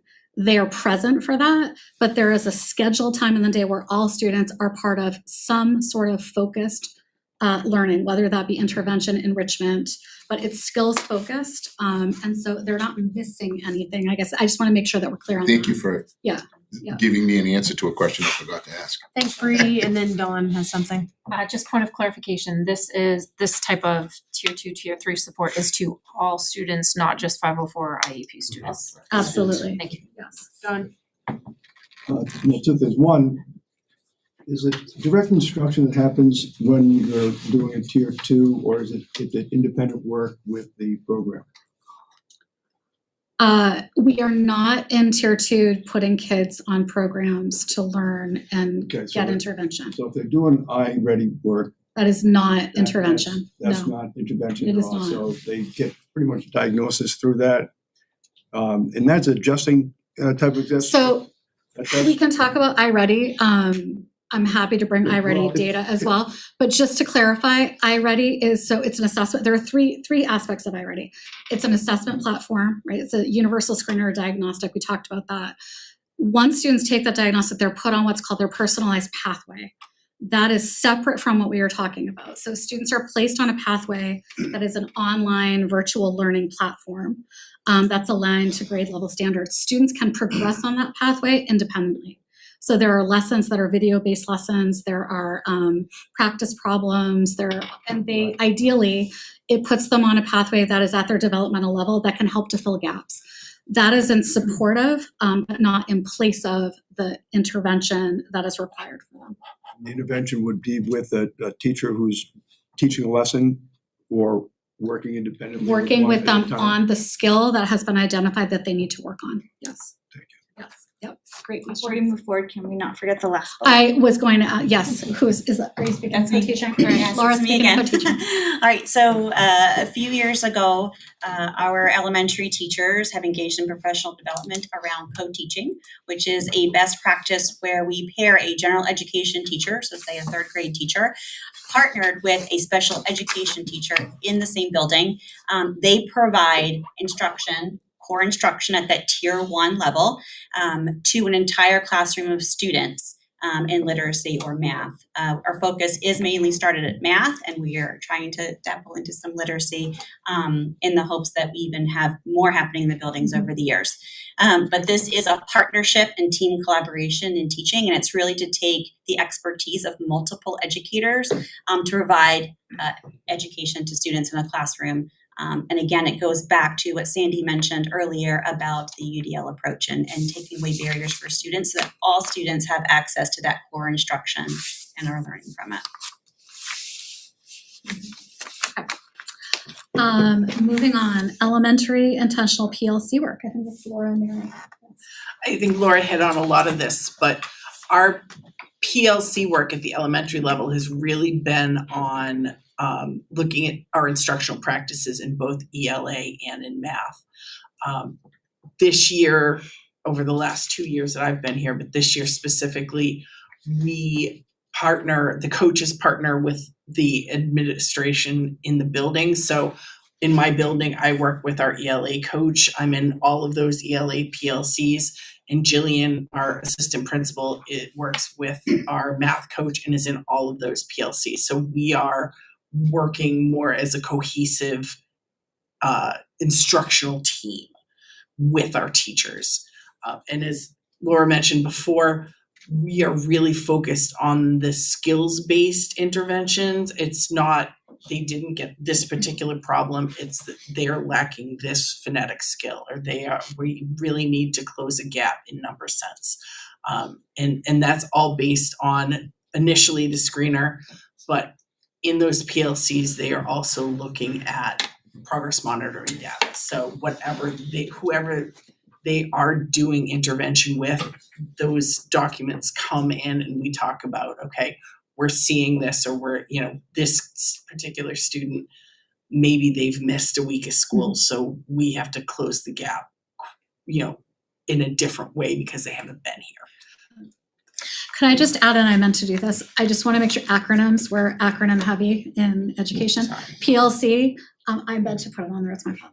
Professional learning communities. So these are times when teachers meet together as a grade level team. At the elementary level, they have 90 minutes once a week by grade level. And so that is common time for them to look at data, discuss student needs, and receive professional learning around math and ELA. And planning those, they are intentional in every other week. 1 week we focus on ELA practices, and the second week we focus on the math practices. And as Mary said, an administrator is always there, and our literacy coach is there for those conversations, and our math coaches are there for the others. And it's really a co-facilitation and an intentional focus on the instructional practice and best practices, any shifts we need to make in that core instruction to ensure that we are presenting the information to kids to their understanding and moving forward with it. Great. Good. Science? All right. I'll Steve or start us Mark, off, I Mark. think. In science at the elementary level, we're in year 2 of implementation of Mystery Science, which is an online program, but it's really hands-on, video-based, really engaging instruction for our students. And, one of the things that we've done in order to, help embrace Mystery Science is to have time built within our schedule. And the second bullet there talks about the elementary master schedule, really integrating science into the ELA blocks. And doing that gives us more time, kind of more bang for the buck, if you will, because we're hitting both science and social studies along with ELA, and really bringing it into kind of a very, I would call it more of a high interest, more engaging. I know as we look at our Mystery Science lessons, they often are starting out with a phenomena-based approach where kids are seeing something that's really dragging them in and getting them involved in that learn.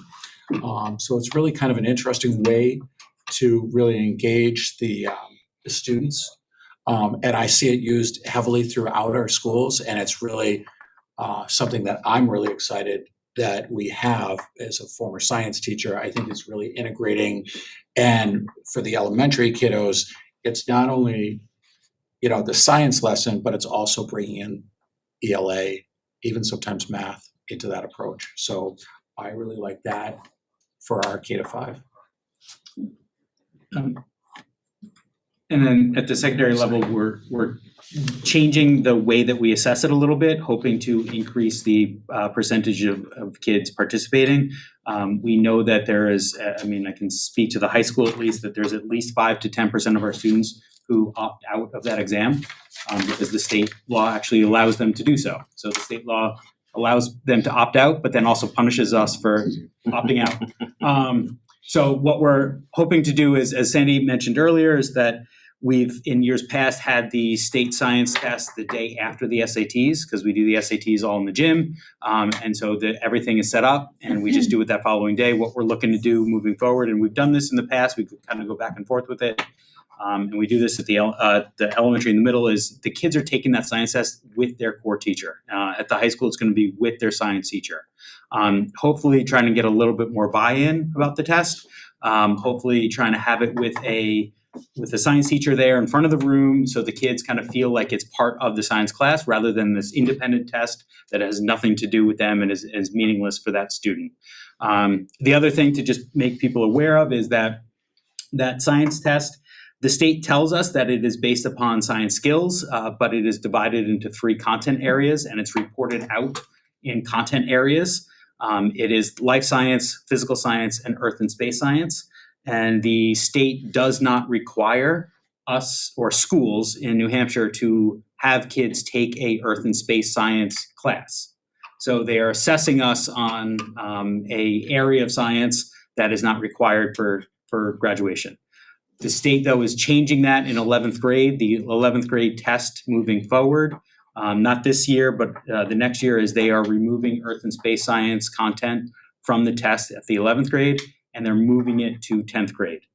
So again, we feel like this is actually going to be beneficial in the fact that our students are taking physical science, most of our students are taking physical science, then life science or bio, and then they're taking that test at the end of sophomore year now instead of 11th grade with their science teacher, hoping to get more buy-in, more connection to the classes that those kids are actually taking.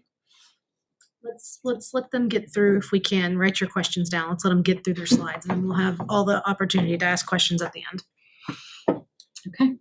Elementary, secondary transitions. I think Jamie and Mitch are talking about. So we recognize, as indicated by Sandy's presentation, that there is a real dip as our students transition from elementary to secondary level. So in order to continue to support student success, we are interested in having ongoing conversations across the levels, beginning in the winter and the early spring months, to find ways that we can best support our students in making that transition. Additionally, we mentioned co-teaching as being a real valuable process, and we've invited our middle school math teams to come to the elementary schools to observe our co-teaching process, to bring back that process potentially at also the secondary level. We have planned professional development sessions that bridge across elementary and middle levels, and we are really interested in getting some increased exposure for our elementary students to the middle school environment earlier in the 6th grade year, so that they are better equipped and prepared to be successful as they enter the middle school. Talking about, if you haven't heard about this tool, Branching Minds, we're very excited about it because it's going to be an awesome and very powerful tool to give us quicker and more access to student information across the K through 12 continuum, so that our teachers, especially at the transitional levels, can get more information about kids, where they might need support, where they're excelling and could use a push, and getting to it faster. So we've been dabbling in it this year and really looking forward to having more access to information, because that's what it's all about when it comes to helping kids. This next one, I've been thinking a lot about how to open this one up, because so it's communication, relevance, and motivation. And we had very healthy conversation about this. I think, especially with some of the questions I've heard, is I'm curious, without doing an open poll, I would say, how many of us here love taking tests? Love it. It's like, yeah, it's gonna be test day. Fantastic. I saw a couple hands up. Look at this. Okay, so that's 3. So that's about 3 out of the many people in the room. Most kids don't love taking tests. Just to put it out there and think about yourself as a student as well. And not that that's an excuse, because everyone's taking them, so it has to happen. But the reason we talked about relevance and motivation is we're trying to figure out how to get ahead of that and communicate to kids how important it is that they do their best on it. It is, as Sandy very appropriately said, it's a one day. Out of our 180 days in school, they take one of these tests on this singular day. And it's kind of a dual-edged sword in my mind, that it's this one thing that they do, but we're also judged by it a lot. So we're trying to figure out how to make it relevant to them so they know that it's important. And unfortunately, I think that part's been kind of missed by us, and we need to focus on it. So it's almost like a marketing page, because one part is for goal setting, is having our teachers talk to kids about their scores and have a goal setting of, all right, this is how you did on this last one. Let's see what your personal goal can be. And it's all about growth. It's not just about hitting a level. It's about doing better than last time. We always want kids to improve, right? The next one on there, friendly competition. For anyone who participated in or saw, we had a very cool dodgeball competition with our 5th graders last year, the first one, and we will be repeating it. There was a lot of excitement when it's friendly competition. Or Jackie mentioned, like, a team atmosphere. They were battling not only for each other, but for their schools to win something. Maybe we need to do that. So we talked about maybe it's competition between classes hey, let's have more growth in our class than another one, or one grade to another. We're trying to figure out how we can more market it to them to do their best on that singular day. Talking about making learning cool. We're trying. It's a stretch. We're trying. Hey, not just that, making a test cool. That's really hard.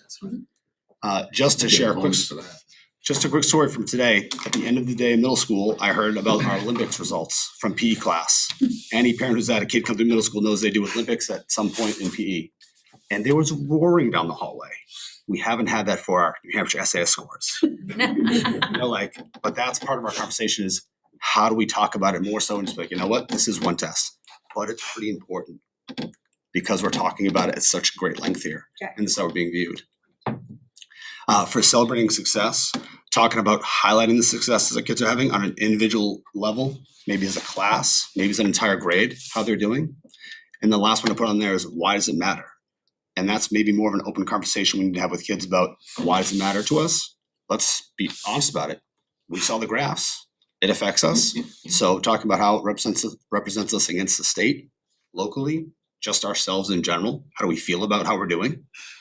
And for student growth on a personal note with these kids is we actually just tried this, had a very open conversation as I saw some of the scores myself. And I was like, man, in one of our grades, we didn't do great. So we warned kids, hey, how you doing these tests could impact your future schedules. For your 8th graders, it could impact your schedule in 9th grade, make your transition to high school.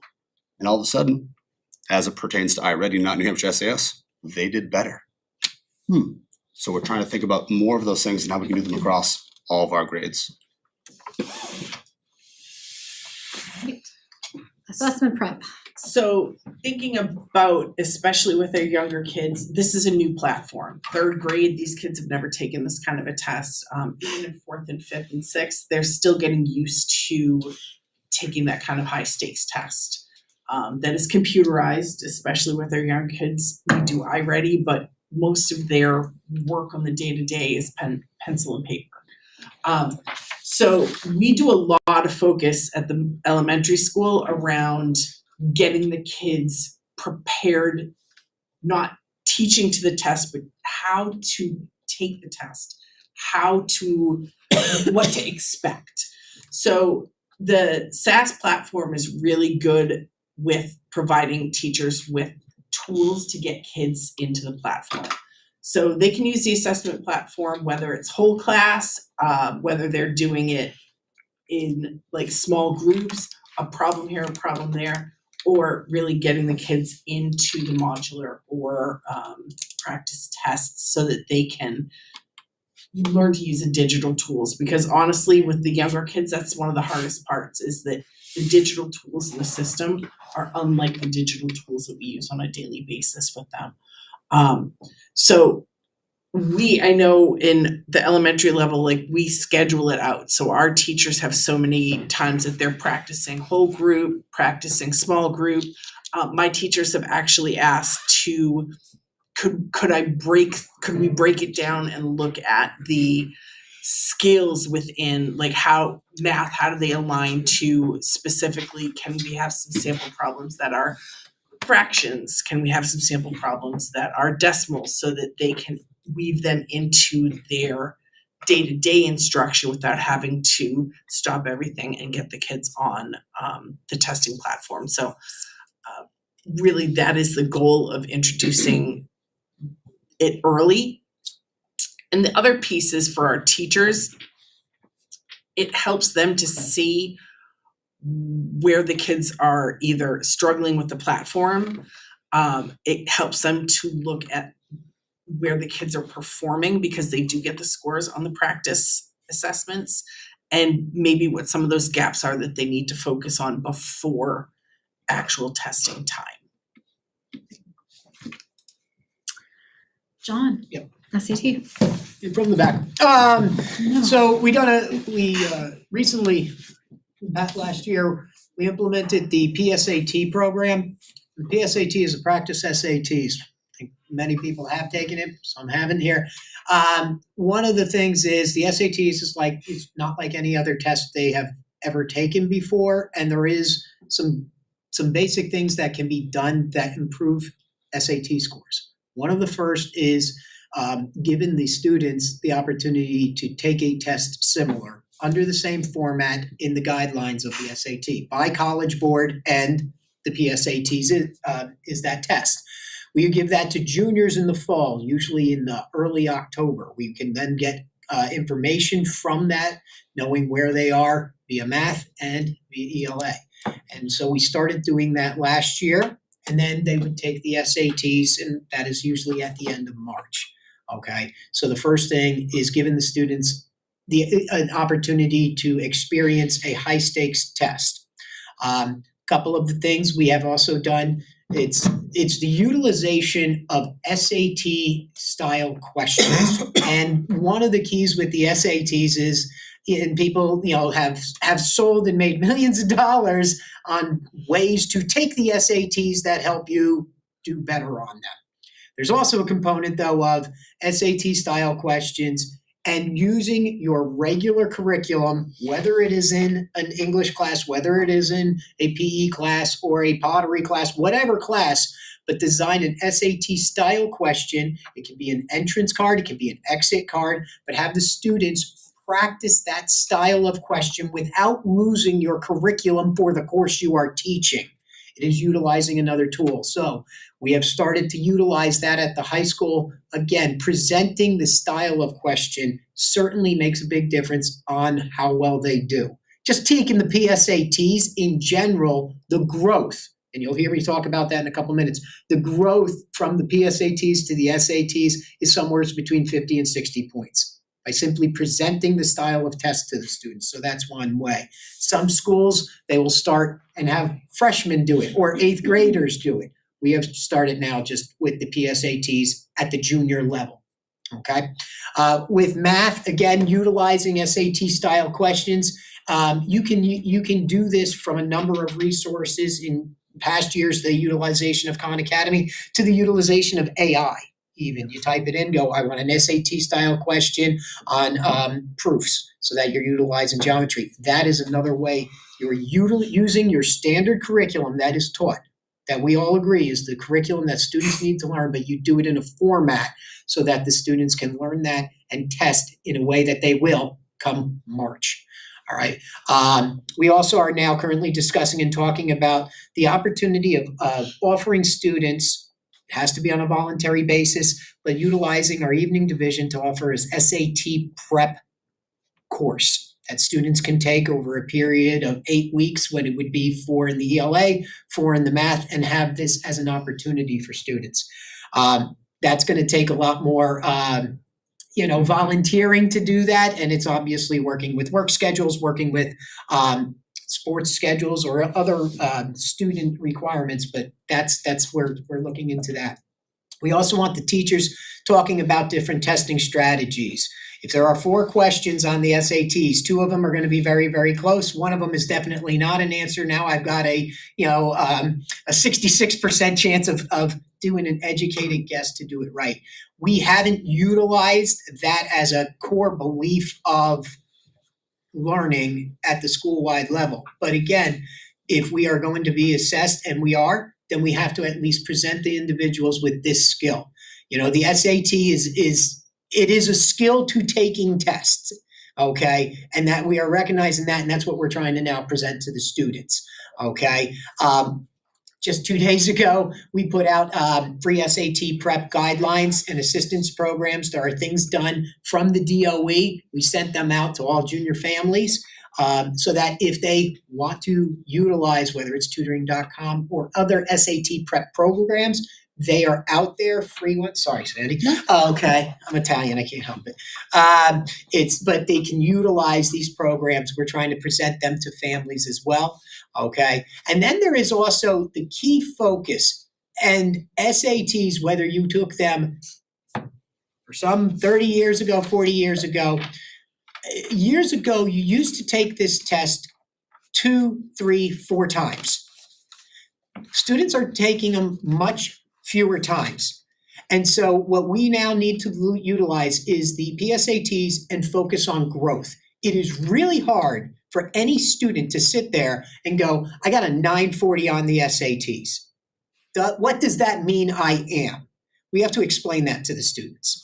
But on top of that, we have to educate the students about what true growth is. Okay, you were at a 940, you have gotten to an 1110, or a 1010, 70 points. What does that truly represent? Okay, and incentivizing growth. There's a lot of ways. I just was talking with the school today. They say students get points for better parking places based on their growth of the SATs. Okay? There are ideas like this out there because I need to, especially high school students, I need to value the test I'm going to take because I'm going to sit there and it's going to be about 3 to 3.5 hours. You want me to do my best? What's the value? And there isn't. We'd love to say there's an intrinsic value and do this for the Gipper. But also, let's put something out there that says, this is why it is important. Not just because of the Timberlane Regional High School logo, but this is why it is important to you. And how we can articulate that to students, that creates an opportunity for them to improve. So those are some of the things we're doing at the high school level.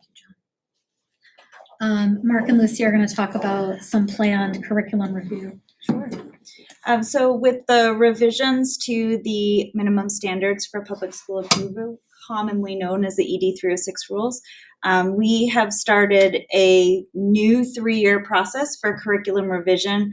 What does that mean? We're looking at every content area and really looking K-12 at the alignment of lots of things. So just this spring, we're looking at math, starting with math. We're bringing some experts together to do some work, having professional conversation around analyzing competencies, looking at the depth and rigor of skills within the units of instruction that might be similar or build upon each other, and lead to conversations around additional resources we might need or changes to the resources in order to support math instruction for all students.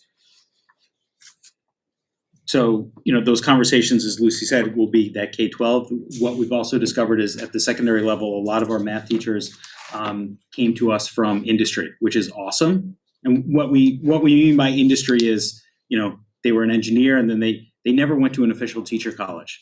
So what we're discovering is that we need to spend some more time doing how to write a scope and sequence, how to write lesson plans, how to do all these things that people learned in teacher school that make them better teachers. And so we're really looking at, when we look at that K-12 curriculum, how are teachers lesson planning and scope and sequence and all those things put together to ensure that they are aligned. So when kids are moving through the system, they get all those pieces of the math curriculum that they need. Thank you. So lastly, just kind of in closing around the action steps, we could sit here, we've been here for quite some time. We could sit here, we could continue to talk about other things that are happening. But I think what I would leave you with is that idea of this is shared work. It's ongoing work. We're always striving to improve. That idea of a systems-wide focus is really where we're trying to get. Like we can't do this in isolation, right? Individual schools are seeing growth in different areas. We try to celebrate those, but this is something we really want to be working on and moving forward together. So that idea of the multi-tiered systems of support, that is a big step for us to be working as a district, moving in the same direction with common practices across schools, across grade levels, to move us in the right direction.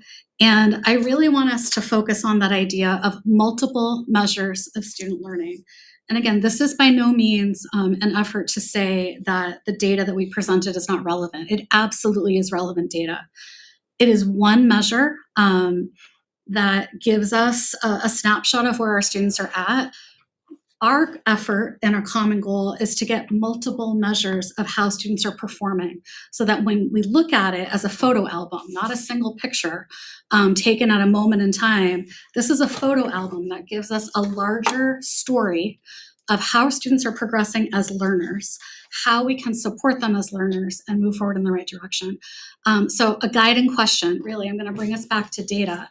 Data is fundamental to the work that we're doing in instruction right now. And having those multiple measures of feedback, mentioned the Branching Minds platform, that is a data platform. It is not to replace PowerSchool, it's not to replace other things that we're doing. It's to support and centralize the data access for educators. so that when students leave Atkinson Academy and go to the middle school, teachers at the middle school who have those students in front of them can look back and say, how did this child do in math in grade 5, right? So they will now have access to that. That is not something right now that our teachers have. That's fundamental from an instructional perspective for teachers to have that. So that's something we're moving forward with.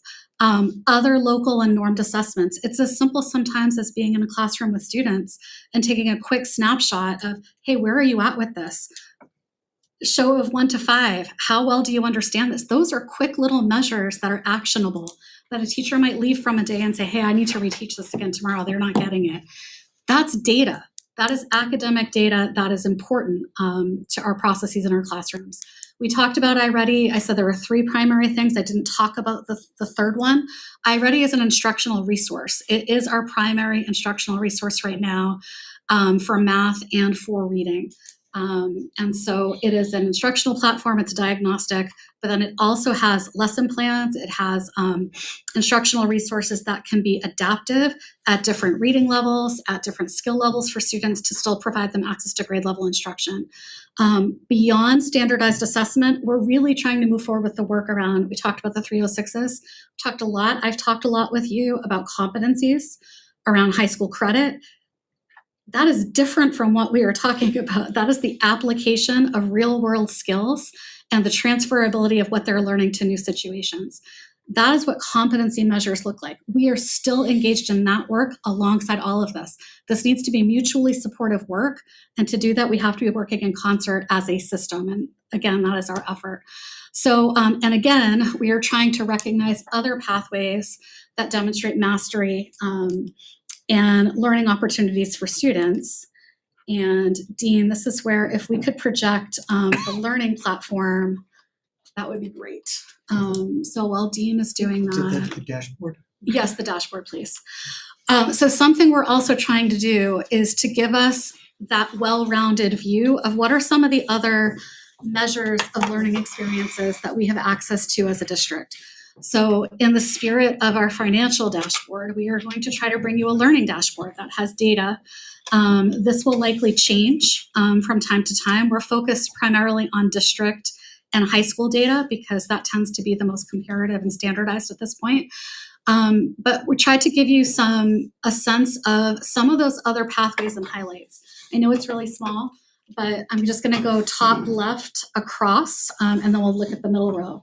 So some of these are looking at state level recognition. So you're seeing raw numbers, not percentages, but in the 12th grade graduating class over the past 3 years, these are the numbers of students who have received New Hampshire Scholar status. And that is described and outlined in our program of studies that requires students to take a certain requirements around course sequencing, numbers of credits and content areas. There's a whole level of requirements that are developed. So you'll see those numbers. I debated bringing those as percentages because as class enrollments change, the raw numbers, obviously percentages are ideal. Right now I'm bringing you raw numbers. Scholar athletes, the NHIAA, those are the numbers of our students across grades 9 through 12, not just grade 12, who are recognized as scholar athletes at the state level. All state music. These are numbers of students at our school, again, grades 9 through 12, who were admitted into the all-state program. This goes through 24-25.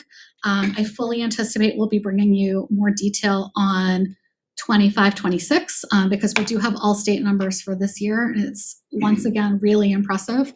Timberlane outnumbers all other districts across the state along the number of students who are admitted and accepted to all-state.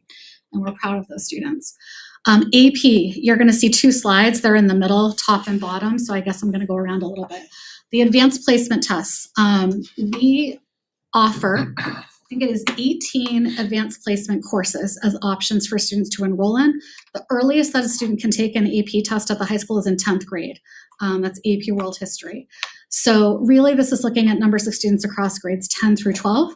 You'll see the number of AP students and the number of exams that those students take. Many of our students take multiple advanced placement courses.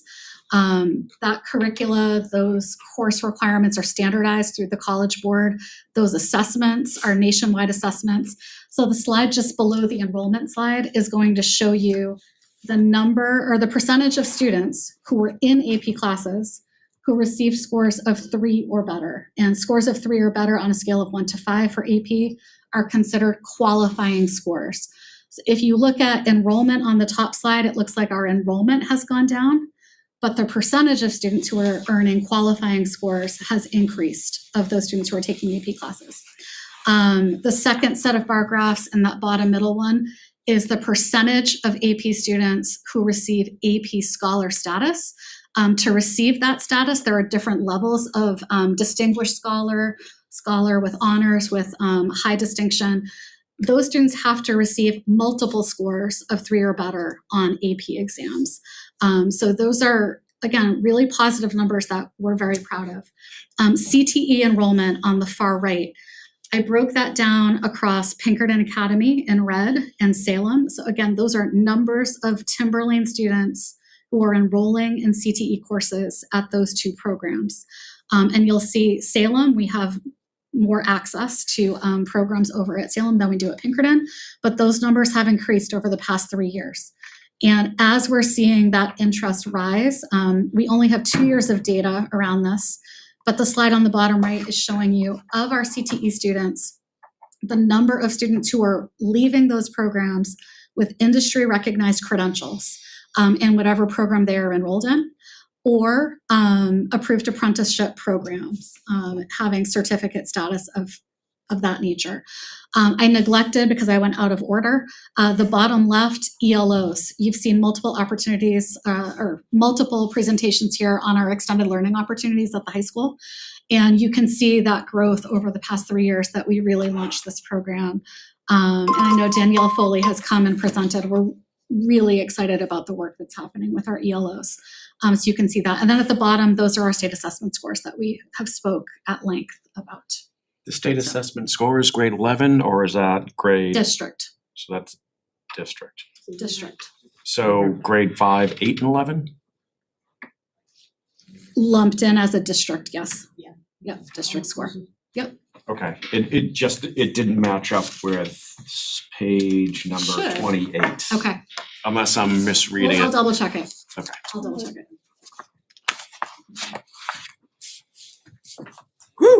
Outstanding on the AP results, by the way. Considering that you're giving a lot of tests to have that percentage of kids scoring 3 or better. Want to add that we, unlike most high schools, require all students who enroll in an AP class to take the test. It's a requirement. Which gives more credit to you, because you don't have kids opting out. Yes. They must be feeling confident with what they're learning if they're doing that well. So it's good. All right, what questions do we have? Anybody? Yeah, I had a fascination when I was working as a department head a couple of decades ago with looking at released questions from the state exams. And I don't know if those types of things existed in any of the levels that we're taking state exams now, but those released questions gave us an opportunity to look at things that we might not have taught, and say, why not? Or, what do we need to do to make sure that we're not going to have gaps in between the tests and things that we're being held responsible for that we might not be doing. It told us where we're doing well, but it also told us, which questions specifically we were missing on. And as a group, as a PLC, whatever it was going to be, we were asking questions about, what can we do about that? And I don't know if that's going on with that granular SATs. I don't think you get that, right? The results that we get is just the bands of, the scores, and it says like advanced math. We can't actually see the questions that the kids, like the specific questions. We can see the general types of questions in those bands and in those score percentages, Right. but we're not getting the detailed score reports for each individual student. Yeah. The irony of that is when they, like the report is, once they went computerized, they no longer release that. Mhm. Which you would think it would be easier to Because release. it just gives you confidence about whether your curriculum and your questions about your instruction in particular areas. If you had like one teacher who nailed a certain thing and another one they didn't, was it because it wasn't taught or because they're doing something it's really turning them on in another class to that We have skill. certain level of, at the elementary level, for the state assessment, if you log in and look at classroom level results or student level results, it will allow you to look by domain across, say, mathematics. And within the domains, you can look at different skills and it'll give you like a plus or minus as to whether or not it was a strength, a relative weakness. And so those are some of the things that our teachers are Right. looking at in grade level teams. When teachers are able to see the results within the assessment platform prior to the norming that we're showing you, right? All of the work that the state does to adjust those scores, they're able to look at student level and classroom level results. So in the spring, and then you have grade level teams, those are some of the things that they're looking at. And then just being predictive, if the more you are aware of what your kids are going to be lacking skill in or exposure to, the better off you are going to be if you are strategic about making sure that gets into your repertoire while you're doing. Yeah, and in science, when they release those their scores, and especially the parent reports, they're in the content area, and so it might say, even though the question was about reading a graph, the report says your child needs work on stars, and it might never have a star question again. But it was really, the question was about reading a graph, but the way that we get those reports from the state, it's content driven, and it's on content that might never show up on the test ever again. So it's hard to use some of that released data to make decisions in the next steps that we can do with specific kids. I think Mark had something, then Bree, and then Marion. So real fast, I'll start with something positive. You had mentioned the STAR Science, or what was it science called? The program? Mystery Science. It started 2 years ago. I was invited to read a book I think it was first grade. We did it. It was a book about one of the first astronauts. That led to questions, which led to the teacher automatically pulling up a video of Neil Armstrong and, the moonwalk, which led to excitement, which was just awesome. So I just wanted to give firsthand accolades for that. I'm glad and I appreciate the multi-tiered approach and multi-tiered evaluation of students.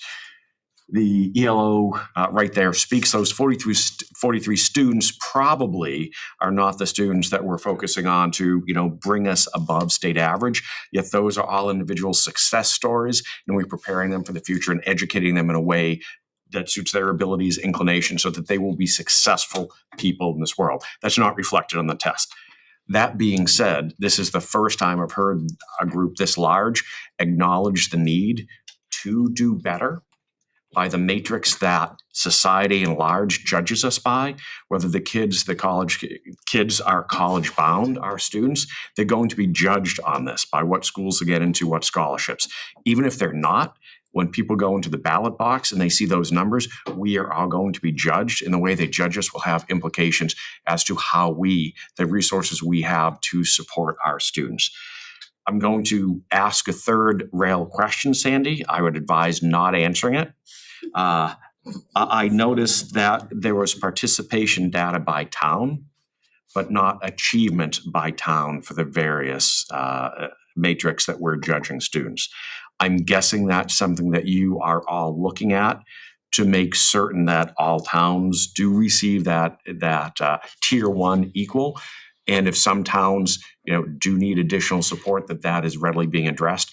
Again, you do not have to answer that. I just need an affirmative head nod that. You saw 18 slides with an 87 slide presentation that we looked at together. And there's school level data, there's subgroup data. We're looking at it with a very detailed oriented approach to address all of the things that you just advised.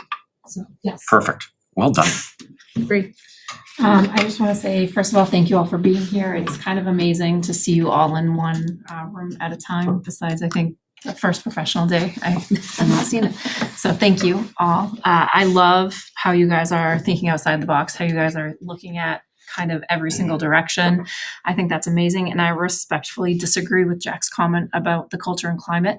I think that is one of the biggest pushers and drivers for student success. And we can see that through, if a kid is bullied at school and doesn't feel safe, there's no way they're learning that content in the classroom.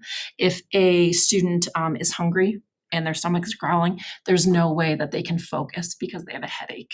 And so I think that that work is tremendous and very important to see these rising grades as well. And then I would like to understand about the test taking strategies when we talk about that. Are we also doing test anxiety strategies as well? That last one was a question. Yes. I think Mr. Vacarezza is. Can you give me an example? Specific for the high school, right? Or just Or for- anybody, Any. any of them, really. Any of them. So it's interesting, if I can? Yeah. Okay, cool. One of the things that has come about and test anxiety is there. We need assistance from families, because to say it's okay to just do your best is huge. Okay, when you say this isn't important, there's no, this isn't important, this isn't your value, that automatically takes away from it, right? When you're talking about test strategies, one of the things, as I said, I gave you the example of 4 questions. The idea of when you've whittled it down to 2, you are right there. It's okay to take a guess. It's okay to take a chance. That is something really, really important as you go into the SATs. All right, as you see the scores go up, that's a strategy. Saying it's okay to take this attempt is a huge, huge thing. That's the other piece, is that focus on growth, because you've taken a test. It's okay. What did you do on this test? Where can you go? Because that's what you're looking. This is an assessment of how much you've grown for one test. If there is, do we have students with test anxiety? Yeah, that's across the whole board though. That's whether it's high achieving or low achieving districts. There's no difference. But I think a lot of it is how we frame it, how we put it out there, as whether it's a school or a community. This, and say it's okay. We need your best effort, because it's going to be a reflection of what growth you've made, and that's where we're seeing. And I gave a couple of the examples of things that thinking outside the box to improve that, to get a vested interest. We're seeing that. The other thing is, while test anxiety is out there, more of the positions, and whether it's a CTE position, but more positions in industry are now actually using a standardized test at some point in there. Whether you are, whether you want to say lawyers, you want to say doctors, you want to say individuals who are running sanitary stations, there is a lot more these type of tests. Taking these tests will help you later in life, as you have to take them later on. You want to be a tattoo artist, it is going to be there. That's an important thing, that the benefit of taking the test is beyond just simply a number you take as a junior in March. And I think just for the state assessment prep that Mary was speaking to, we have access to the platform, and preparing them for the platform is a piece of it. The other part of it is talking them through how to approach a problem rather. So there's an instructional component of, when you see a problem like this, like, how can you think about it? How would you approach it? This student might approach it differently. You can approach it 2 different ways.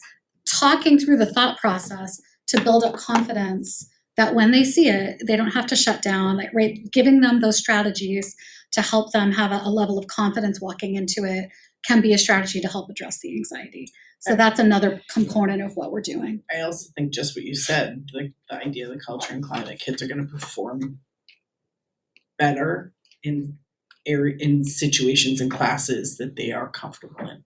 And a lot of that sometimes can counter some of that anxiety, because the teacher knows this kid needs his desk turned away from the rest of the class, because then he won't see everybody else. Or, these 2 kids need it to be in a separate setting, because that's going to minimize their anxiety. And I think that part is super important. And then last question, is there an iReady Science? There is not. iReady is reading and math only. Marianne? So Katrina, multi-tiered system of support, iReady, branching minds, and now the state assessment data. You've got lots of data and you're working with it.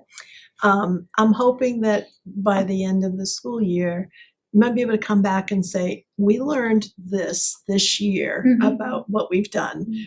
Whether it's, this has been really successful, we can see it by this, or this wasn't working, or, we found out from talking to some of the kids who did better in iReady and not well on the state assessment, we found out why. And here's what we can share with you. So I'd love to hear some of that from any grade level. That's great. One of the things we talked about as a group when we were prepping, and we've started to look at them, iReady actually has predictive reports. So if students are at a grade level where they will be taking the New Hampshire State Assessment, iReady has now started rolling out reports that show they can predict roughly where they anticipate a student might be. And if we can start looking at those and tracking, are they on track? Are they actually predicting actual performance? And if so, that's another tool we can look at to say, who are those kids who are right on the border, right on the cusp? What do they need to get them over the threshold? And so we're having some conversations about those things. So absolutely, we're happy to come back and have that conversation. And one other question, Mitch, you were the motivation speaker. The state assessment data doesn't come back right away, right? No, it does not. So which makes it a little kids more of a move to the challenging next conversation for a grade? student when they take a test and like, so how'd I do on it? Don't know. Mark, when do we actually get it back? Well, it doesn't get released until the following fall. Spring? For the school and district level, kids and parents will have access in June. They do. They'll get access in June, yes.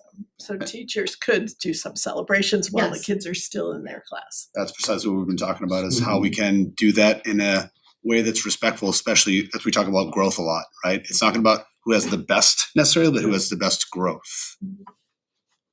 Okay. Jack, did you have something? Yeah. Okay. I got a few things. John, we went about 12 years ago, we went from regular scheduling to block scheduling. What's your, There's the question to start, somebody asked Sandy, what are the greatest indicators and everything like that? Schedule is not. Schedule is not one of those top indicators as far as that. you hear different, you just, everyone's a professional teacher, so you always hear different things about different subjects. There could be a there could be a personal preference.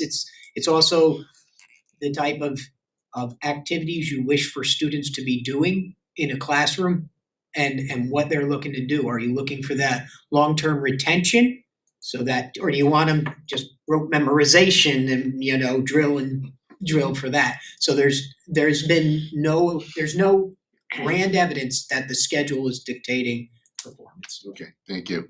As far as the science participation, and I don't know if you can do this, but does it make sense to have that test a couple weeks earlier than the SATs?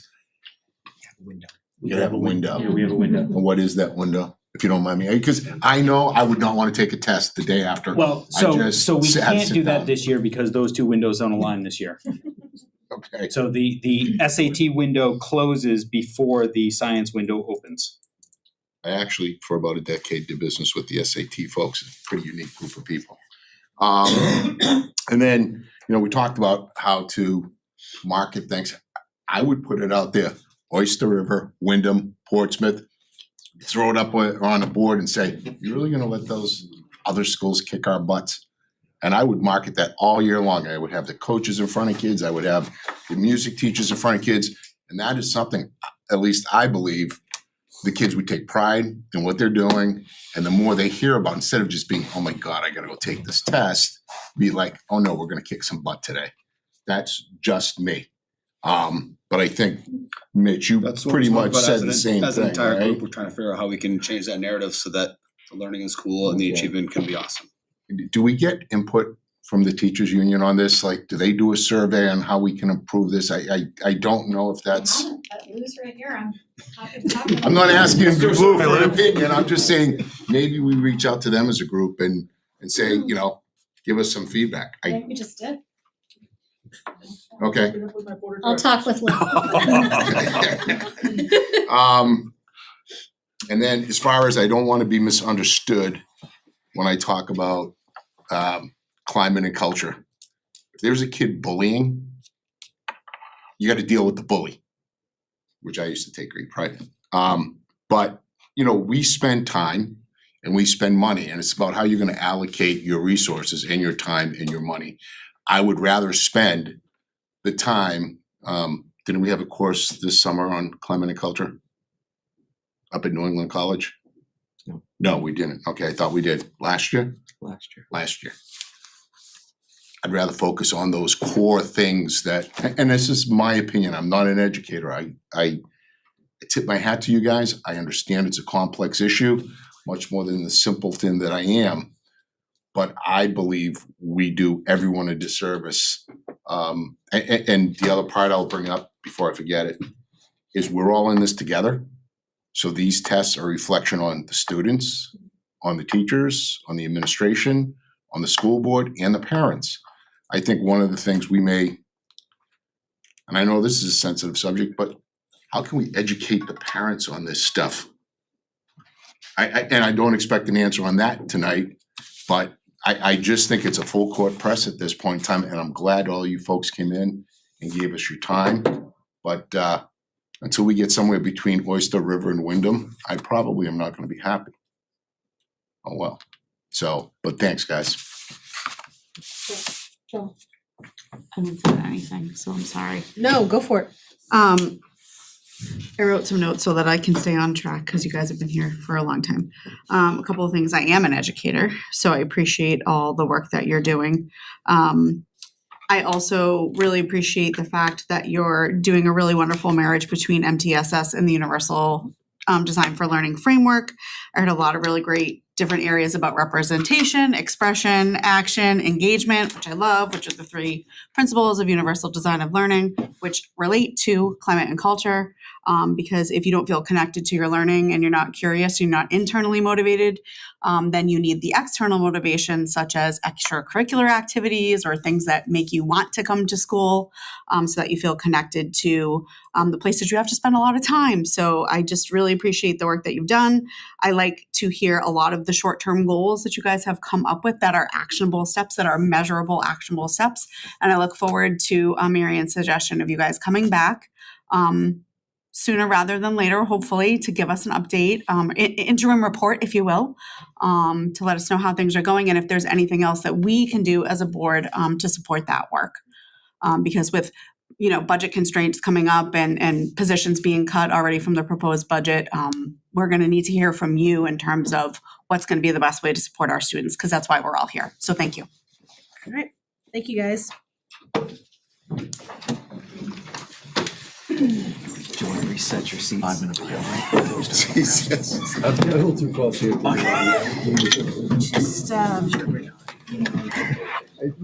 Just go take a bath. It's fine. It'll be Same. Sorry. Looks like we may not have quorum. Sorry. Assessments and not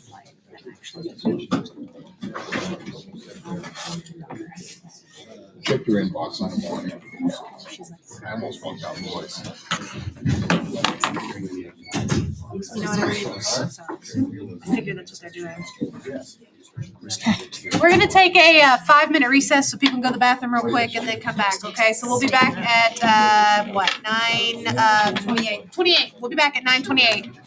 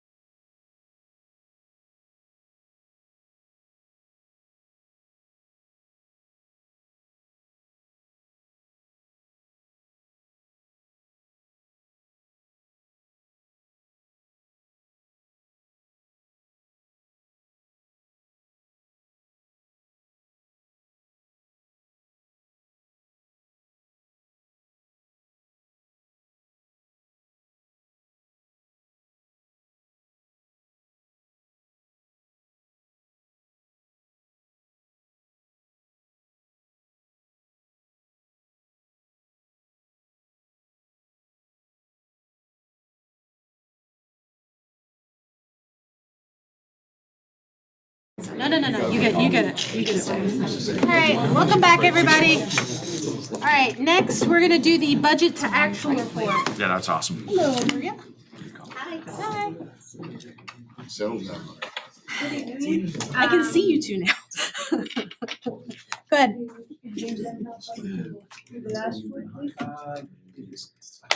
Jesus Christ. It was literally the one that you just had up. Yeah, that's fine. We just gotta scroll down, you're fine. It's okay, Dean. It's in the packet. It's the next one. Yeah. I believe, right? Yes, and then we just, the mouse that up there, just scroll down. It's behind. Nope, not the clicker, the mouse. Scroll it down. That's a single slide. Oh, it shouldn't be. They were on the. In the agenda packet. This isn't the agenda packet. This one? No, this is not. the Yeah, agenda he packet. has, this is a Go back to separate. the agenda packet, the chat. I do not have that on here. Just doing that. I'll see if I can find it. All right. Anyways, we can do it later. But go ahead. It's in the Mary. website, it's in the, under the board, the website.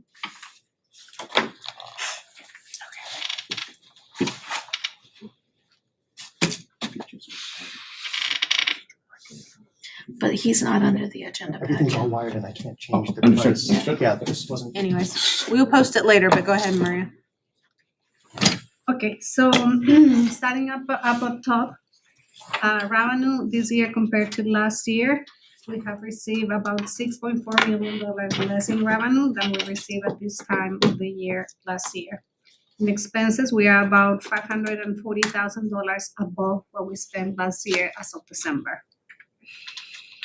The next two graphs, you can see the monthly comparison year over year for revenue and expenses.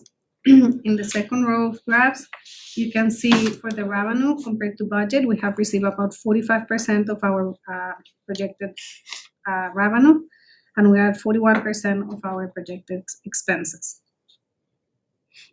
The sources of revenue that we have received, 2.3% has come from local revenue, 11.2% has come from state and federal sources, 86.5% has come from taxpayers. Expenses, 26.2% has been operating expenses, 42.7% has been salary expenses, and 31.1% has been benefit expenses. That's a total of about 74% on benefits and salaries for our employees. For the annual projections, last report that we gave, we were projecting 84.5 million. This projection is back at 83.5. The reason why is because the school board, the superintendent had taken measures to cut some of our capital projects. So we are going to realize savings on some of the capital projects, as well as all of our directors and principals have been taking very close look at all of their budgets. They have been very conscious of what they actually need, and they are leaving ones or things that are not absolutely needed aside. So line by line, all of them have been reviewing their budgets. They are buying only what is necessary. So between the lines, we have been realizing savings that are about $1 million that we think will come through. So that's why the annual projection now is at 83.5. Okay. We're hoping we can stay there, and that will mean that's where the budget is. Okay. As of December of last year, we have 3,200 students, 594 employees, and 67 special education contractors. Just to remind the board, the last time, or a few times we were before you, we identified those areas that were a concern for us. And to remind you, there were health insurance and the special education contracted service areas. And then we also presented some lines that we knew we were going to have some savings on. Salaries is one of those, and also Maria just alluded to the capital piece. What we're doing now with principals and directors and with Maria is making some crosswalks. So when we understand where a deficit is, say for health insurance, we're going to other areas of the budget and we're walking over and protecting that money and allowing the people to understand and control that it's frozen and it's not going anywhere else. We're going to continue to do that crosswalk process. We'll be back with you and again in February. That will really be, as we shared with you the last time, the true halfway point of the fiscal year. If you remember, those first 2 months are not a whole lot of payroll going on in July and in August. And then we've got through the main section. So we've got 5 real true operational months now when we close January. So we'll have an updated projection as we look at where we are at 83.5 the next time we're done. And if we have any updates for the crosswalk, we'll bring that back for you as well. Does anybody have any questions about the budget to actual report? Jack. And I should probably know this, Thanks, Dean. but it's got my mind. What capital projects did we stop? So there's $900,000. Yeah, it's 900 between capital and maintenance. Yeah. The capital and maintenance lines. Okay, when I heard you say capital, I'm thinking Nothing that the board has already approved and move on. I'm racking my brain saying, okay, thank you. Any other questions about the budget to actual report? Okay, thank you, Maria. Did you have anything else you wanted? Next, we have the cash flow report. In the month of December, as you all remember, the month of November was a very light cash month with only $1 million receiving cash. This month, we're back on track of what is supposed to be at $6.2 million. Overall, we have received $33.5 million in cash. Again, that's low compared to what we received last year, but as we know, our assessment this year was lower. Okay, so. Any questions about the cash flow? Okay. Sorry, I have a quick question. Yeah, Bree, go ahead. In the coming months, do we have another low cash flow month like November? Well, November was not supposed to be low. It's just because the towns didn't give us their apportionment on that month. They didn't send us the payments, so. But now they're caught up. But now they, yeah. Because I know you schedule it with I was just wondering, because they chunk it out, right? Yeah, at the beginning of Maria talks to them and says, is this the schedule you're good with? They say yes, but even then within that time period, some towns are in contact with the schools like, hey, it would be better if we could hold on to it. All towns have that opportunity, and then some just don't I know a couple communicate. of them, it was a matter of the day, like we received the check on the 1st. Right. So we didn't get into the month, so. Yeah, go ahead. I may have misheard you, and if I did, I apologize. If I didn't, I don't understand. Had you said that our assessment this year is lower? Do you say our assessment this year is lower, or are you referring to the month? No, the assessment is lower because our budget is lower than what it was last year. So last year we were bringing in more. Yep. more Now, revenue yep. because the Now I'm budget following. was Thank you. higher. Okay. Thank you. Always good to double check numbers. Yes. Right. Yep, Jack. Yes, it does. So are we, I'm not gonna use the word comfortable, are we confident that at the end of the year, there'll be $1 left in the account? I'm more confident than I was in December. And more confident in November. I think if we're gonna take any necessary actions, we'll know at the next meeting in February, and we have the time to make those adjustments if we need to do it. We're trending in the right direction. We're trending backwards in the direction we need to move. Thank you. We're making every effort to make it happen. Tuition rates? Is that next? Next, we have the tuition rates. This is something that the school board approves every year at this time of the year. Is just the preschool and kindergarten tuition rates for the programs that we have at those levels, and then the out of district tuition rates that we charge to students that come to our district from out of district. And the only new addition from what you've seen in the past is as the added of the evening division. If you remember, we had given the board notification that we tried some strategies and experiments this year with out-of-district students who are looking for evening division support and programs. We had a really good kind of first go and success for the student and was able to support that student and family from Sanborn. And we're looking right now to maybe look at $2,500 a semester. That could be anywhere from one course or to 4 courses. It's 3 to 4 days a week. It could be anywhere from 1 to 3 hours a day. If anything, I think we could talk to the board about increasing that a bit. But it's also not asking us to add any additional cost to the district. It would be spaces available in a way we can support local communities that don't have this resource for their students. Questions about the tuition rates, Marion? So I think for the evening division, I think we should look at perhaps higher if they're gonna take 4 classes and they're gonna be here, is that 3 nights a week or? 3 or 4 nights a week, yeah.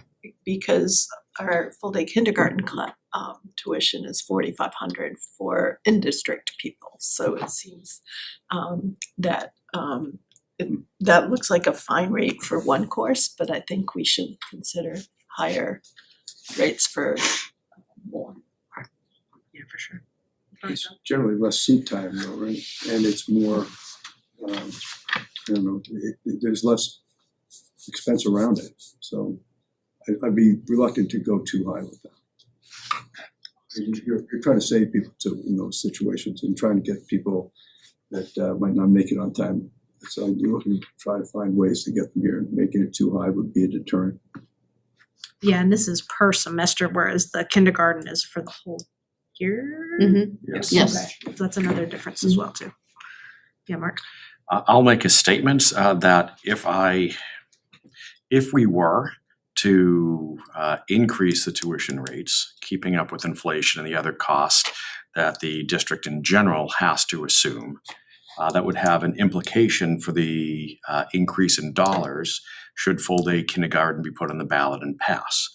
So by keeping it at this artificially low level, I think it's the honorable thing to do, but we're disenfranchising, perhaps reducing our ability to get the citizens' full-day kindergarten warrant article to pass. For example, if we were absurd or if we decreased the revenue there are implications. So this is something that we perhaps should think about and realize if we keep it, raise it, lower it, it will have implications. We're not using this as a revenue generating center. We realize that it could certainly be pitched that way. I'm not recommending that. And I'd also say looking down the road, the more that we get to having full-time kindergarten, we're gonna have fewer expenses down the road for those kids in terms of they learn. So I think those are absolutely correct. Things to consider as well. Okay, someone want to make a motion to approve the 26-27 tuition rates? Make a motion to approve the fiscal year 2026-2027 tuition rates. All right, motion by Shauna, do I have a second? Second by Dawn, any other discussion? Yes, Bree? I'll be abstaining because I have a kindergartner coming up this year. Fair. Any other discussion? I have a pre-care. Did the board want to entertain any incremental increase for evening division? Do we just want to charge you all with maybe looking and see what that might look like, and you can bring, because we can always change it, come back and reapprove it, can't we? For the evening division, or is this a one and done thing? Nope, we can always revisit it. Yeah. So then I guess from the board, do we want to charge superintendent with looking at what increasing that evening division tuition would be? And then bringing it back if it's Based on something. enrollment and what, yeah. Yep. Bree, did you have something you wanted to say? I don't think we should make too many changes all at once. I think we should see, like, we first said, could we even do this? Yeah. And now I think we should softly say, okay, what would charging for it be like? Right. And then it would be like, oh wow, we really need to adjust that now. Right, so I think I think the board is happy with the 2,500 currently, but then more on you, what you're stating is that charging them with monitor it, and then if we see we need to increase more, that we can to do that. All right, any other discussion? Jack? Yeah, how many students do we have in the evening division? I don't have that number in front of me, Jack. Do you know Hold what on, it is? if you give me a minute, I'll find it. And the reason why I asked that question is before you usually make a decision, you want to know what your bare cost is to run the thing. And then, one of the things I'm thinking about, to Dawn's point, you don't want to make it prohibitive for those students to show up, which I am cognizant of, but I'm wondering if there's some middle ground there where if we're asking the taxpayers to to support full-day kindergarten, maybe there's some offsetting revenue streams. And again, I won't do it and I won't vote for it if it's gonna come at if it's gonna cost us students attending those evening classes, because that's So it's just, pretty cool just a stuff. reminder, these are not our kids. These are kids out of district saying that, hey, that their district does not offer this and that they're looking someplace. And so they're, So they're coming here. out-of-district so kids, that, which. yes, so this has nothing to do with our in-district kids. This is people from And like we're- Salem, for okay, example. But we're coming in. supporting that with our taxpayer dollars, or through tuition. But I guess my bigger question is, does the tuition cover the bare costs of running the So program? maybe I need to provide some clarity. The only students who pay tuition to come to evening division are out of district students. If you're a Timberlane student, you've got access. Okay. How do we do that? We have a dedicated assistant principal at the school until 7 p.m. at No night, doubt. right? And that is the person doing the alternative learning program. Eating division is one of those 3 alternative learning kind of models that we've got. And then the high school works really hard to hire teachers to come back or stay through the evening, and those teachers are stipended. So it's a separate one standalone, I think it's per course that they're teaching, not per student, but per course. And why we were able to open it up to surrounding communities this year, Jack, is because of when we have classes that run, there are open seats there. There are seats that our kids aren't filling. And we've got the ability to kind of look at, can we be supportive around this need? I think someone said it here, maybe it was Don. For some of these families and kids, like this is it. It's the last go. And that's the difference between high school diploma and not, or that next step to what they're going to do or not. So it can be a really key piece about having school districts promote the successful people transitioning to an adult life. Thank you. Don, last thing. Yeah, I would support increase that was similar, like to the 5% or so that we're moving year to year with our tuition from outside. So if you were going to go, on 2,500, 5% more, whatever. And make that consistent with what we're already doing with other things. That's not a big hit. It's not like an arbitrary large number as a fundraiser. It's really just a similar kind of progression to cover our expenses. Marianne, yep. Yeah, I think that per semester, the 2,500 is fine. That would be 5,000 if they stayed for the whole year. Does this make us an open enrollment school? That's a great question. No. No, because we didn't vote on Because it. school districts already have that autonomy and power that they can enter into contracts with one another. Right? So no, this does not make us an open enrollment school. Okay. Good answer. Last thing, Don. Just on that point, we are hearing of schools, having votes in their towns about that, and we have not had a big push by anybody to do that. How's that going for the state? Complicated? Complicated? I think what the last time we reported out, we let you guys know that there's really 3 strategies right now. There are very few districts that are putting forward taking in a highly acute small percentage of kids and then having the article say that 0% go out. You've also got districts putting warrants forward at 0 go in or 0 come in and 0 go out. I'm not sure that's legal or is going to have any upstanding thing, but that's what they're trying to do. And then you've got districts like us who are going to sit this year out and see how the cards kind of shuffle out. And then maybe be more informed to move in a strategic direction the next year. I do want to bring kids in that are willing to take the science test. That's a good strategy, Don. All right, any other questions? All right, all those in favor? Opposed and abstain. 2 abstentions. It would be Alyssa and Bree that abstained. Everybody else said yes. Thank you. Thank you, Maria. All right, Sandy. It's fine. Policies. All right, we have only one new policy and one that we are bringing to you to have you vote on revocation. So the first read of IMBA is in front of you. It is the policy for remote learning. Just some background around remote learning. This policy changed a few years ago coming out of COVID. The Department of Ed put some parameters in place around when schools are allowed to enter into remote learning and distance education. So we are restricted on when we can move into those, into that venue of, I'm not speaking well because I spoke too much already. It's okay. Into that method of learning or teaching and learning. So you will see that reflected in this policy. Also, just going back to what we have been talking about repeatedly around the policies, are many of these updates are relative to changes in the ED 306 rules. This one is as well. The definition of remote learning is reflected in here. That's directly in the ED 306 rules. And also you will see some references to the those three instances under which districts can move into remote learning. The first one is when there's inclement weather.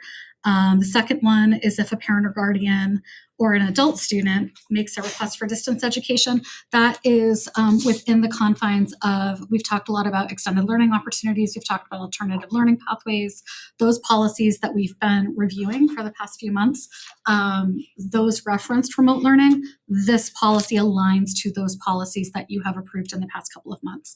And the third instance references policy IHBI.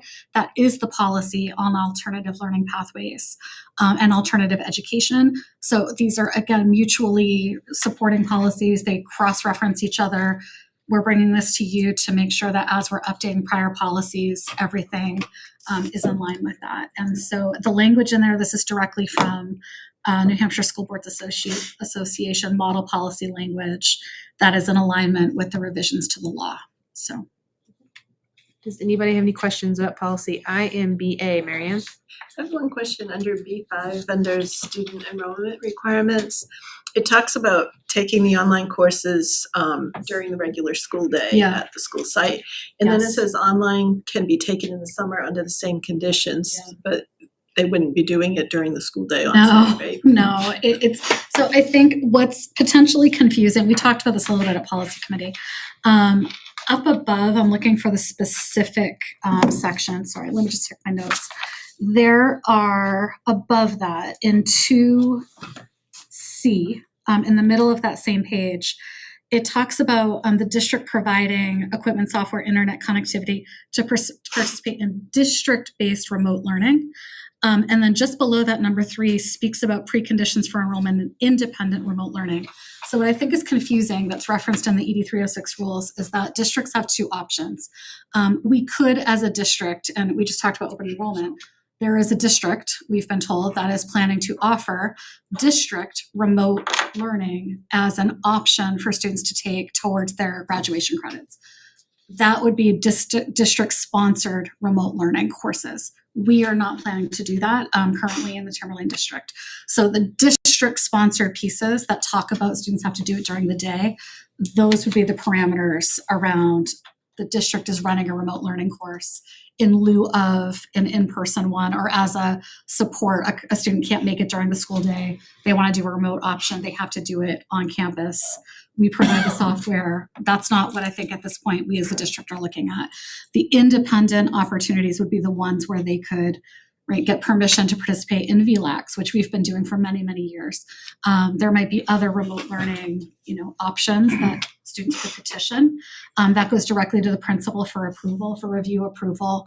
We would look at alignment to our curricula, to the credit requirements, things like that. That's where there's a little bit more flexibility in terms of when and where they can participate in those. Those would all be outlined in the alternative learning plans as they're developed and approved. So.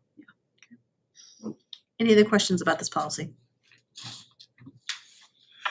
Someone want to make a motion to accept it for a first read?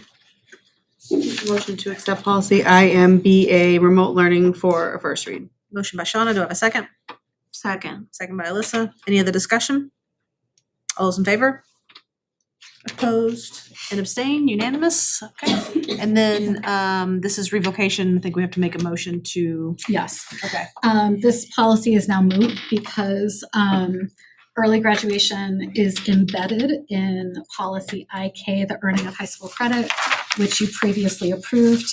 It has been on the agenda, you just haven't been able to act on it because by policy you're required to have full attendance of all board members. So. Make a motion to revoke policy IKFA early graduation. I have a motion by Shauna, do we have a second? Second. Second by Alyssa, she's quick. Any other discussion? All those in favor? Opposed and abstained, unanimous. All right, anything, that's all on policies. All right, next, draft warrant articles. We actually have to take some action on these.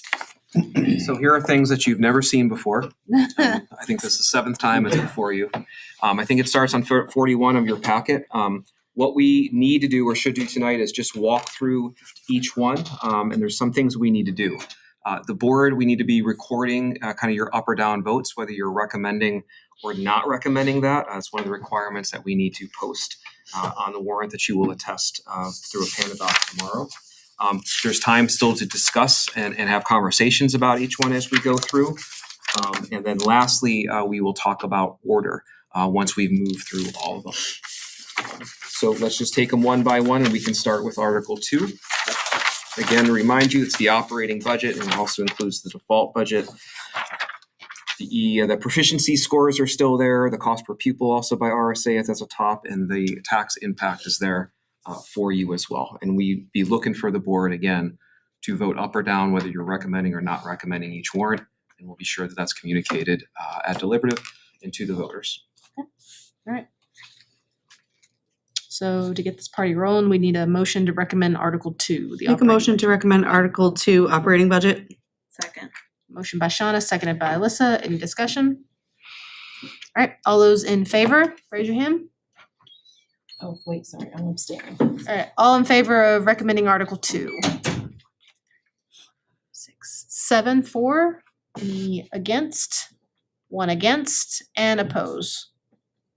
Abstain, I'm sorry. It's been a long night. One abstention. 7-1-1. Yep, 7-1-1, thank you. All right. Article 3 is the collective bargaining agreement with the Timberlane Support Staff Union. All right. Make a motion to approve Article 3, 2-year collective bargaining agreement for the Timberlane Support Staff Union. Second.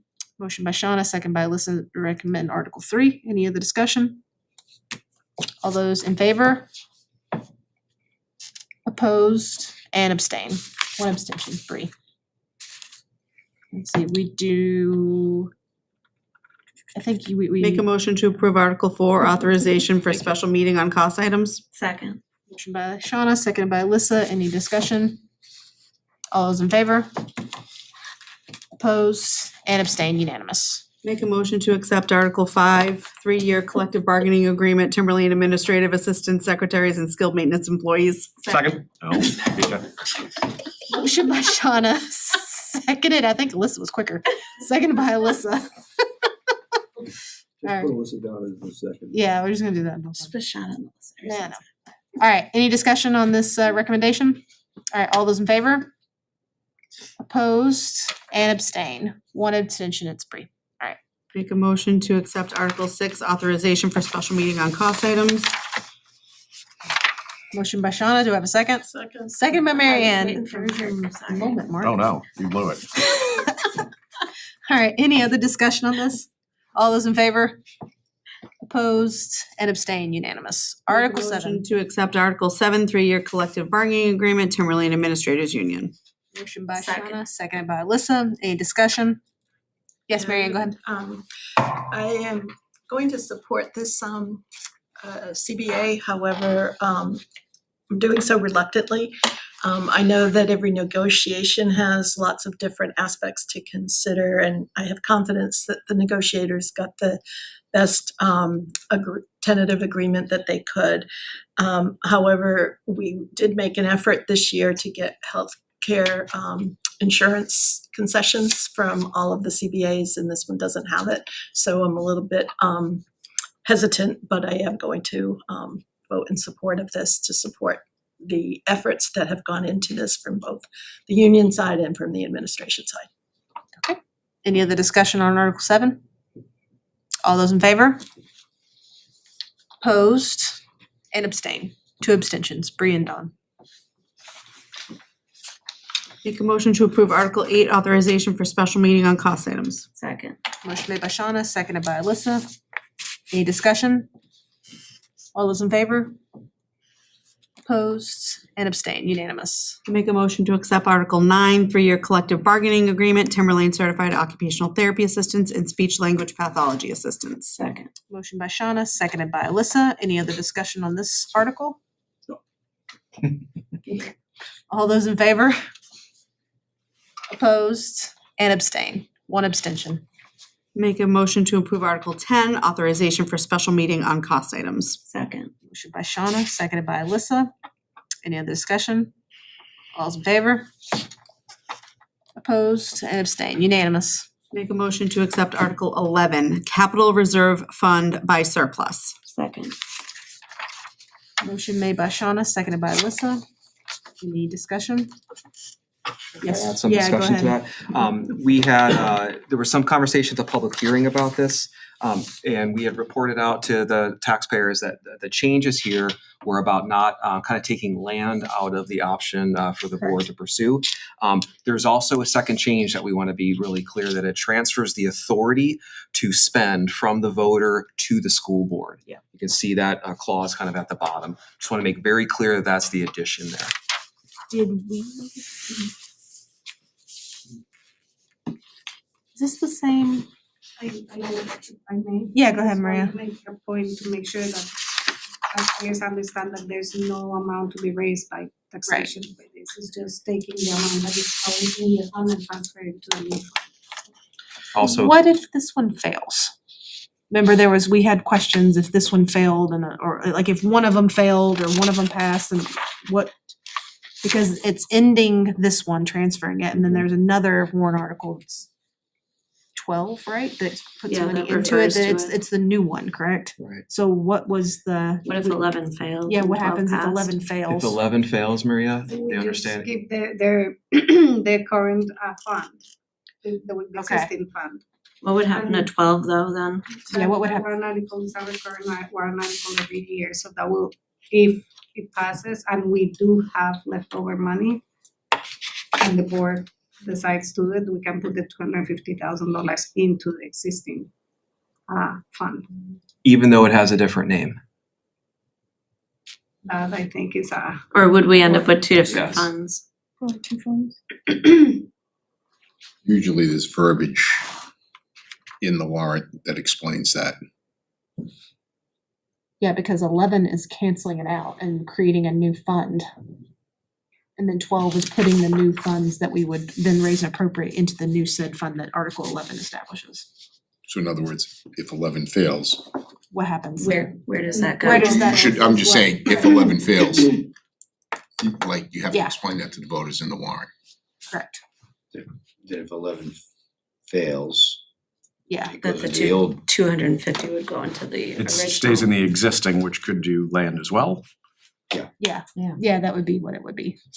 I- So I think it's okay for us to recommend this, but I think if we could just get.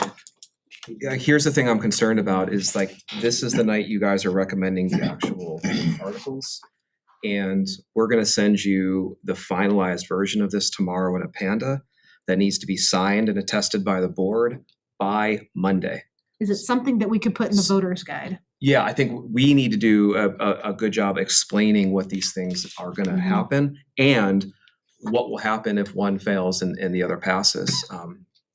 I don't think we should be messing around with any language here that's- right yeah. now. Because of the Okay. time constraints. Yeah. Yes. That's fine. These have all been vetted by the attorneys, correct? Yeah, they Read have, them that's multiple fine. times. So go ahead. So if that Sentence I've ever read. verbiage is not on the actual warrant,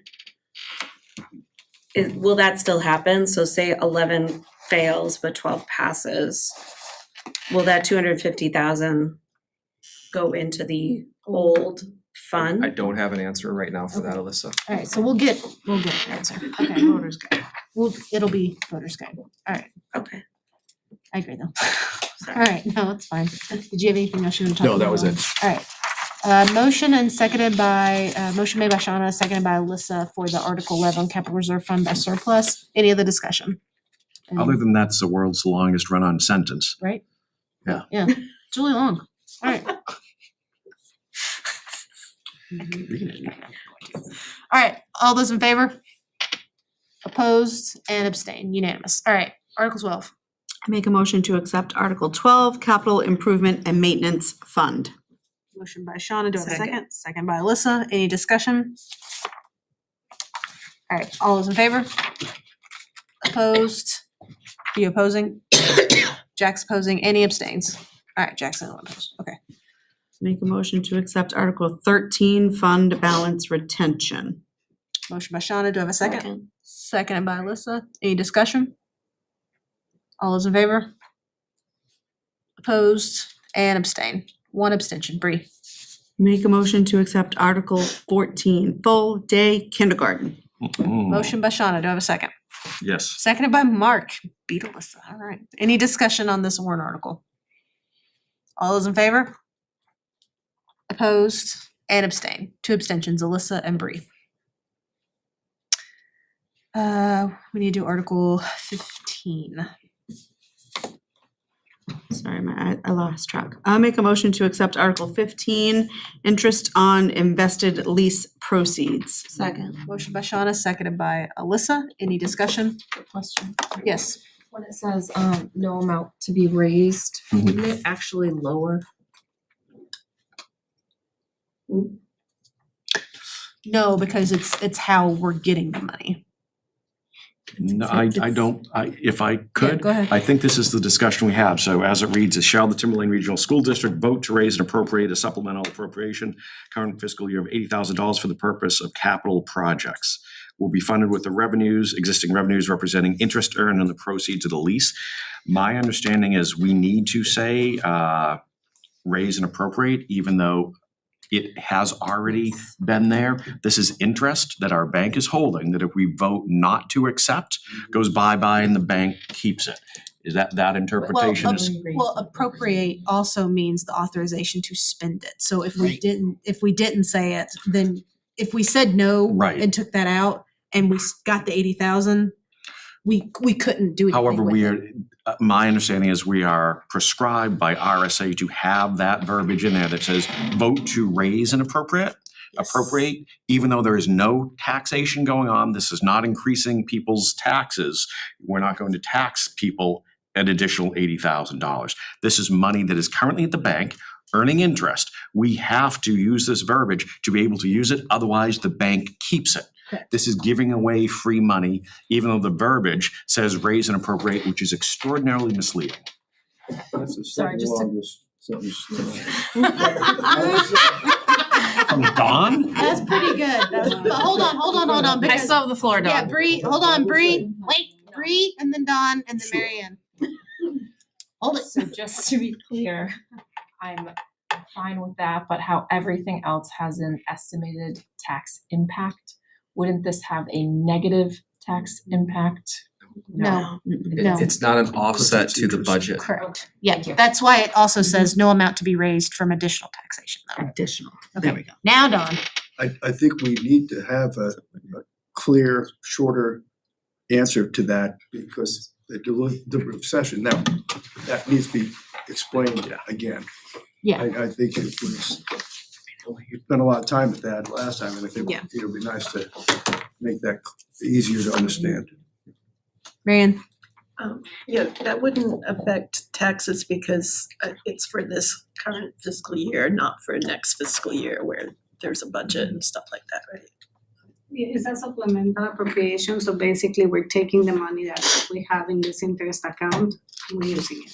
Yeah. So It doesn't offset next year's taxes because it's. No, go ahead. It's right now. Would it be possible, and this is a question for the attorney perhaps, to have that verbiage, estimated educational tax impact will be an increase or decrease of the following towns, 0 per thousand, 0 per thousand, 0 per thousand. I think that would make it more clear to the average person going into the voter booth and saying $80,000 raised and appropriate. What? But there's zero impact? Wouldn't recommend that you add any language that your district council hasn't reviewed yet. Okay. I think what we're talking about doing, and I think we'll raise it later in the meeting, is having a very clear, concise voters information guide for people that breaks down in layman's terms, what does this do? Yes. Do we want it or we want to give it to the bank? All right, any other discussion? All right, all those in favor of Article 15? Opposed and abstained, unanimous. Shauna, before you jump at it? I'm not gonna. Okay. Actually not gonna. We had talked at the public hearing about the objections that we had to the original Article 16. And again, to remind you, that was the supermajority requirement for certain budget reductions and limits by petition. I think we had 18 objections to that. We had reported out that we were working with the district's legal counsel, who was in contact with the Secretary of State's office, really trying to troubleshoot where this stands. I have since pulled the article from the warrant. It will not appear this year. It is defective. I've called the primary petitioner this evening. I've explained that to the petitioner, and I wanted to make very clear to the board that it's not an invalid petition in terms of its subject matter, intent, its content, what it's looking to achieve. Where it's defective is in its submission. So we received signature pages that do not have the actual article language on that same signature page. And as those have risen to and been challenged at the Secretary of State's office, those have been upheld as invalid articles. So what we really need people to understand is that when they're submitting petitions, and although it's not in RSA that you can see, and other districts have templates that are inaccurate, when you're having people sign on that this is the article they support, the article language has to be on that signature page. It can't be the article language and then two separate pages of signatures. Any questions about, I want to make sure that's abundantly clear to people about why it's defective and why it can't go in front of voters this year. It's 17. It's Well, it's 18. It was 16. It was 16. Oh, so 16's not there anymore. 16's not there anymore. No, it's a difference. Everything got moved. Just explaining to you why it's not there. Because it was previously there. For 16, 17, 18, those are all citizens petitions. Usually in the past, the board does not vote on them. We can, but the board usually does not. So, Pros and cons. Marion? I think since the draft petition has had a place for us to vote on it, and that's been confusing to some people in the community, Yes. I think we should vote. Or we can delete the language. But it's been out there for 2 months with the language, so. But if it's Yeah, Jack. not on there, they have nothing to vote on, right? That's true too. In other words, if the petition warrant article is not valid because of what Justin just said, so we can just remove it from the warrant, can't we? It's currently removed. That, Okay, so yeah, there's we're talking about so- something Talking about else. two different things. Oh, We're talking about voting on, we're not talking about. No, no. The remaining ones. petitions, other- the other three citizens okay, petitions. sorry. We usually don't. And in the past, even when draft warrants were presented, that language has been there and then it gets deleted. Yeah, when the final things get printed. But I can appreciate what you're saying. Alyssa? And I do have to say in agreement with Marianne, I have had several people come up to me and say, with these citizens petitions and why are you guys already recommending them? Because these drafts have been going out and it's saying recommended by school board. I've had even well-seasoned people who are very well educated in the district that have gone through this process many, many times, still asking me that question. So there is a lot of confusion. So I do agree with Marianne that especially this year, there has been a lot of confusion with that. Whether voting on it or not will help that confusion, I don't know, but I do agree that there has been confusion with that. Marianne? Yeah, I looked back in a few years ago, the warrants said recommended / not recommended by the school board I think that's, initially. yes, you're right, And you're then right. after the votes were put in. I also had somebody in my town say the way our town does it in Danville is they'll put recommended by the Board of Selectmen 0-0 so that it's clear that it hasn't been voted on until they do the vote. So I think for next year. Oh, that's good feedback. Yeah, Mhm. something different. So, but what do you all wanna do this year? I think it's important. I mean, I don't support 17 or 18. I think if the group doesn't, I'd like people to know that. All right, well then if you all wanna vote on them, then I need someone to make a motion to recommend Article 16. Make a motion to recommend Article 16 in district full day enrollment by petition. Second. Motion by Shauna, seconded by Paul.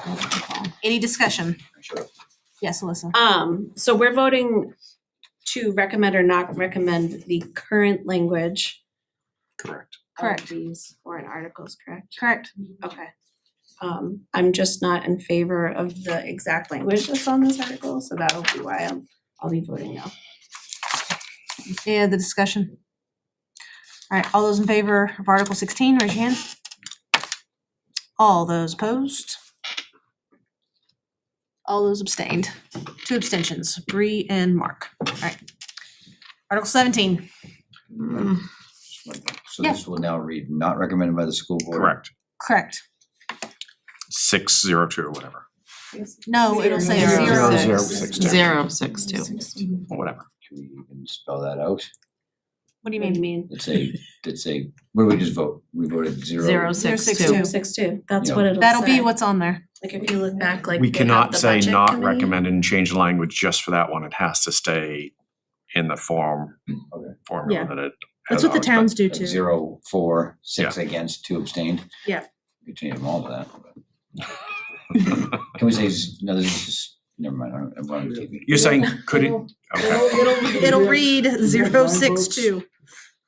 Or 7, or you said 6-2, or 8, or 9 here? 062. 72. Seven It'll say two. 072. Sorry, 072. I've been calling out who's abstaining. It's easier. All right. Article 17. Only because I have to procedurally make a motion to accept Article 17 taxpayer funds for overnight student trips by petition. Motion by Shauna. Do I have a second? Second by Paul. Any discussion? What happens if we don't have a second?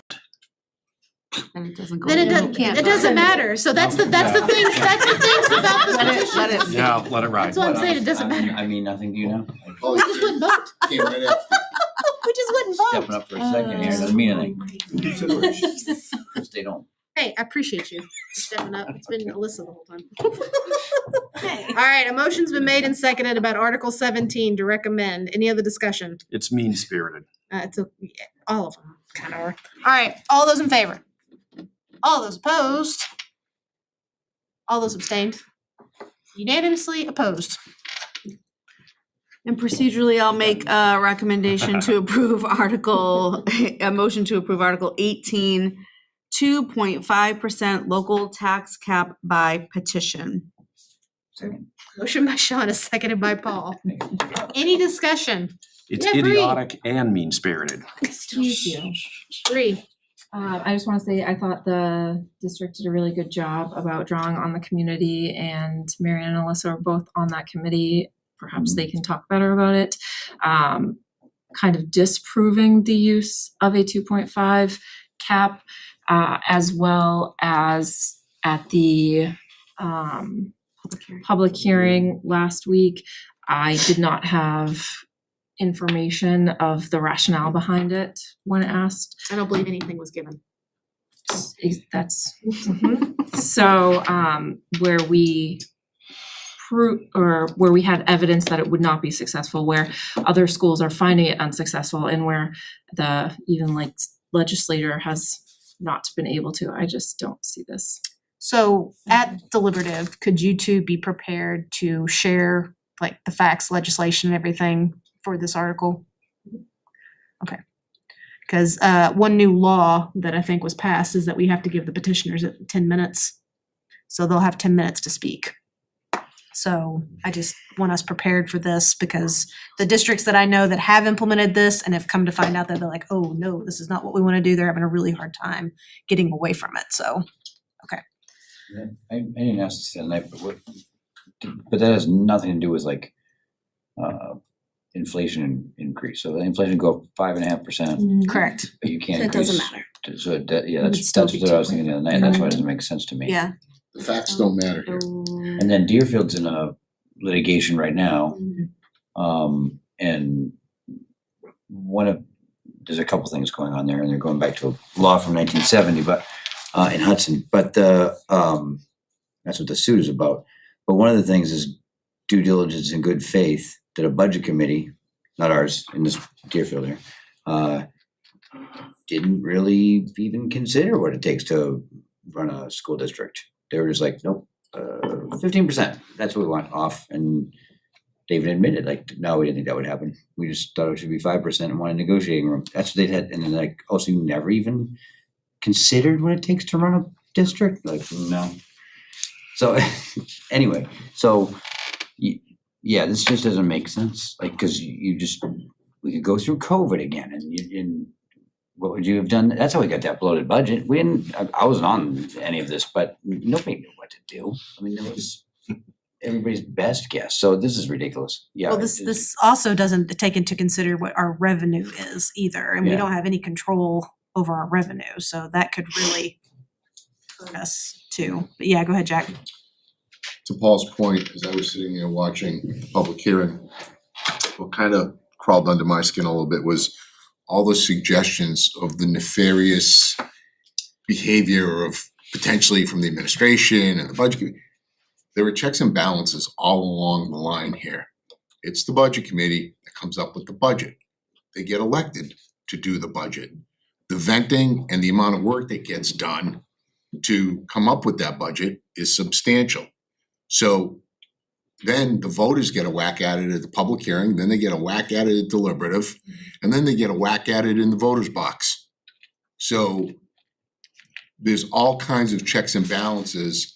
So if it should go up, like Paul said, if inflation is 5% or there's a contract that we have to abide to, then, you know, this makes no sense, and it's not practical in my estimation. No, and New Hampshire, unfortunately, the funding model for schools, it all comes, I mean, the vast majority of it comes from property taxes. So when people start looking at like, oh, well, Ohio and all this stuff and Tennessee, and I mean, I came from Tennessee, and yeah, you might, you know, your property, I paid like $200 in property taxes. But you got taxed in other ways. We had an income tax, we had a sales tax, I mean, we had all, I mean, so it's like, unfortunately, New Hampshire is one of these states that you feel it the most because it is directly related to your property taxes. So that's, I mean, so that's why we get individuals who like, they just don't want to pay that much. And I get it, for some communities, it's just not attainable at this rate, even if we did the bare minimum. So I mean, that's the real problem. But anyways, we have a motion and a second. All those in favor of recommending Article 18? Katie, before you do that Oh, real I'm sorry, go quickly, you guys will also have a lot more chance for discussion because we're gonna need to hold 4 public hearings, one in each of the towns on the tax cap specifically. And that's by RSA, so that each town will be there. We're gonna set those dates and there'll be an opportunity for the public to discuss the merits of a tax cap. Do you have to do that for the kindergarten? We also need to have a kindergarten one as well. We don't need to have that one in all 4 towns. No, it's just one Just hearing. a single one, and we'll probably do what we did last year, and we'll dovetail that with the Plastow tax cap presentation. All right, all those in favor of recommending Article 18? All those opposed? All those abstaining? All right, unanimously no. Okay. That is all the warrant articles. Now, are we comfortable with leaving them as is? Do we want to move any around? Mark, go ahead. I think the operating budget is certainly the one that has the most impact on our students, on our faculty, and on the taxpayers. As such, I think that should remain at the front.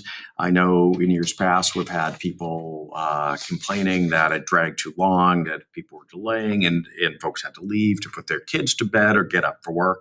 So I think the operating budget should probably be first.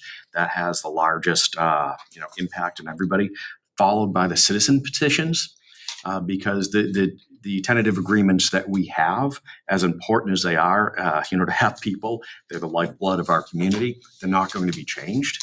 And so if some percentage of the population cannot stay till 10 or 11 o'clock, they should have the ability to express themselves in a democratic way by voting on the things that will impact them most directly. So I think operating, followed by citizens petitions, followed by the TAs.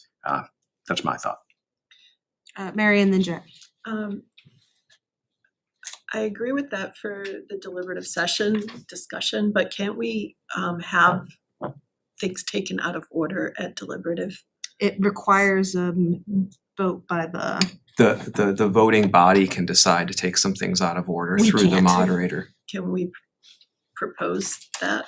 Any resident of the town could make Any that resident proposal. of the town could propose that we take the citizens petitions immediately following the operating budget. I'm just thinking on the ballot itself, to have all the school board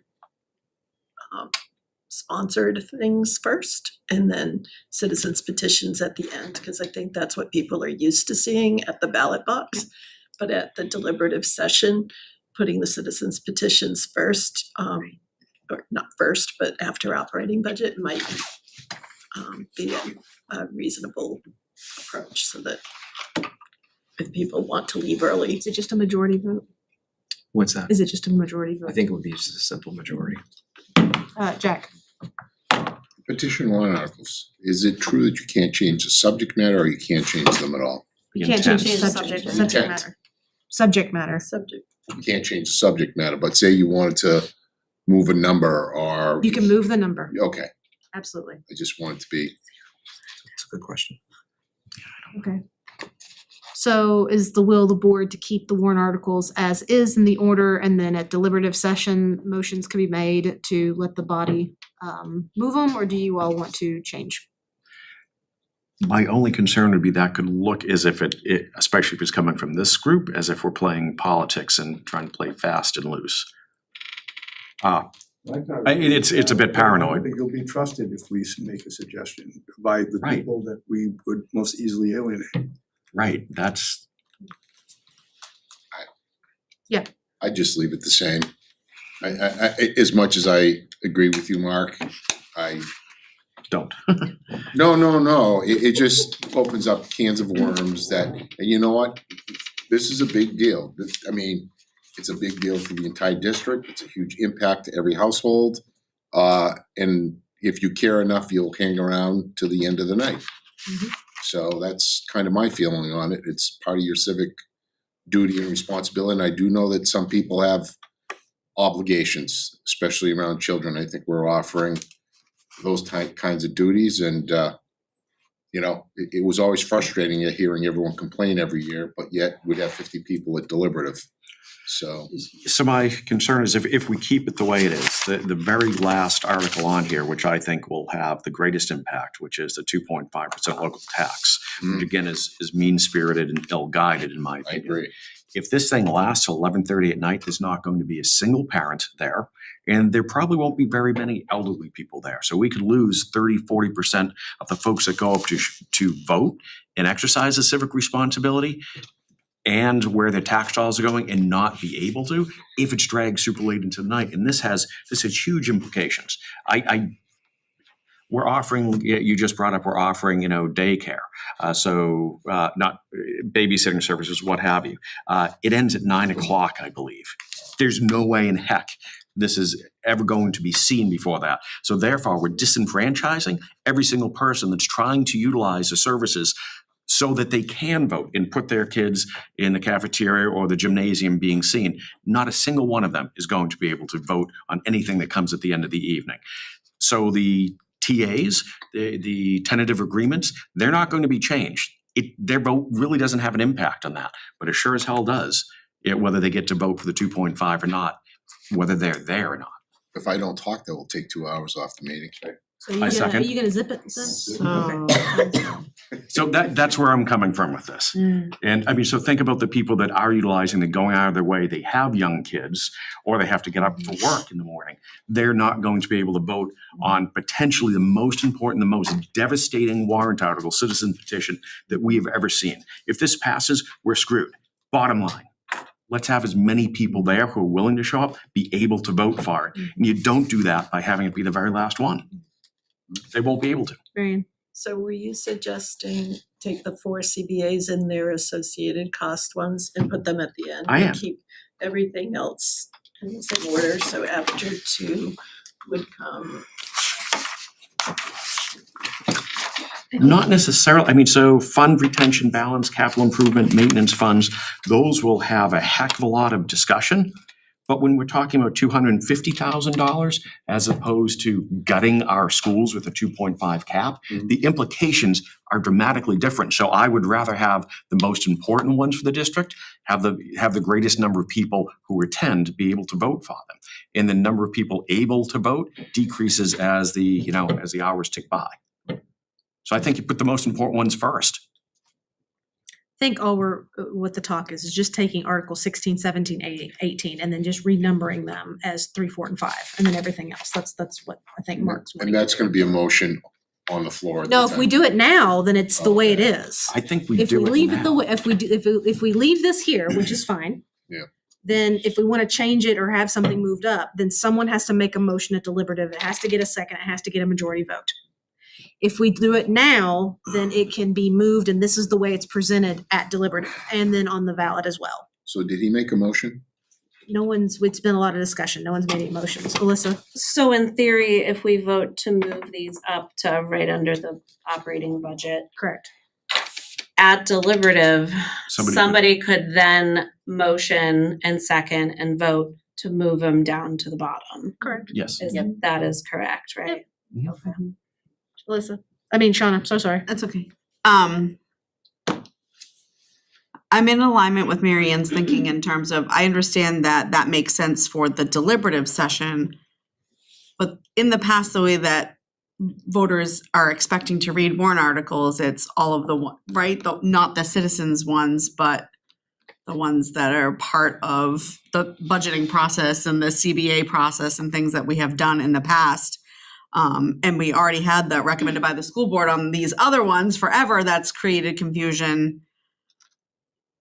I don't know that it's a good idea I agree with you in terms of sentiment and discussion at the deliberative session, but ultimately, whatever we decide about the order is how it will be presented on the ballot. And I think that's also going to create confusion as well.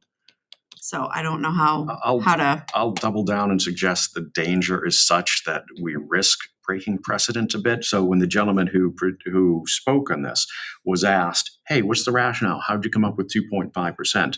His response was, would you like me to lower it to 2%? Yeah. And call that could, and if that happens Yep. at deliberative at 12:15 in the morning, at 11:30 at night, that individual very well may have the numbers. That is not the intent, I don't think, of we're elected officials for a reason. We're elected to represent the community in the best way possible. By putting that most impactful, I mean, that is the cyanide capsule for this district.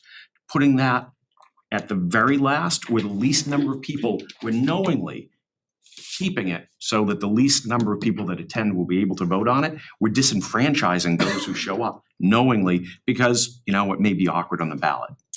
I Also true. fundamentally think Also true. that's a danger. Also true, yeah. All right. I guess you convinced me. Maria, did you have something?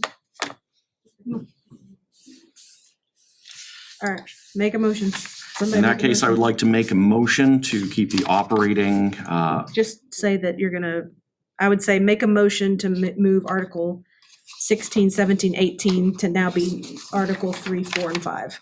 Actually, Katie, Yeah. I do have something to say.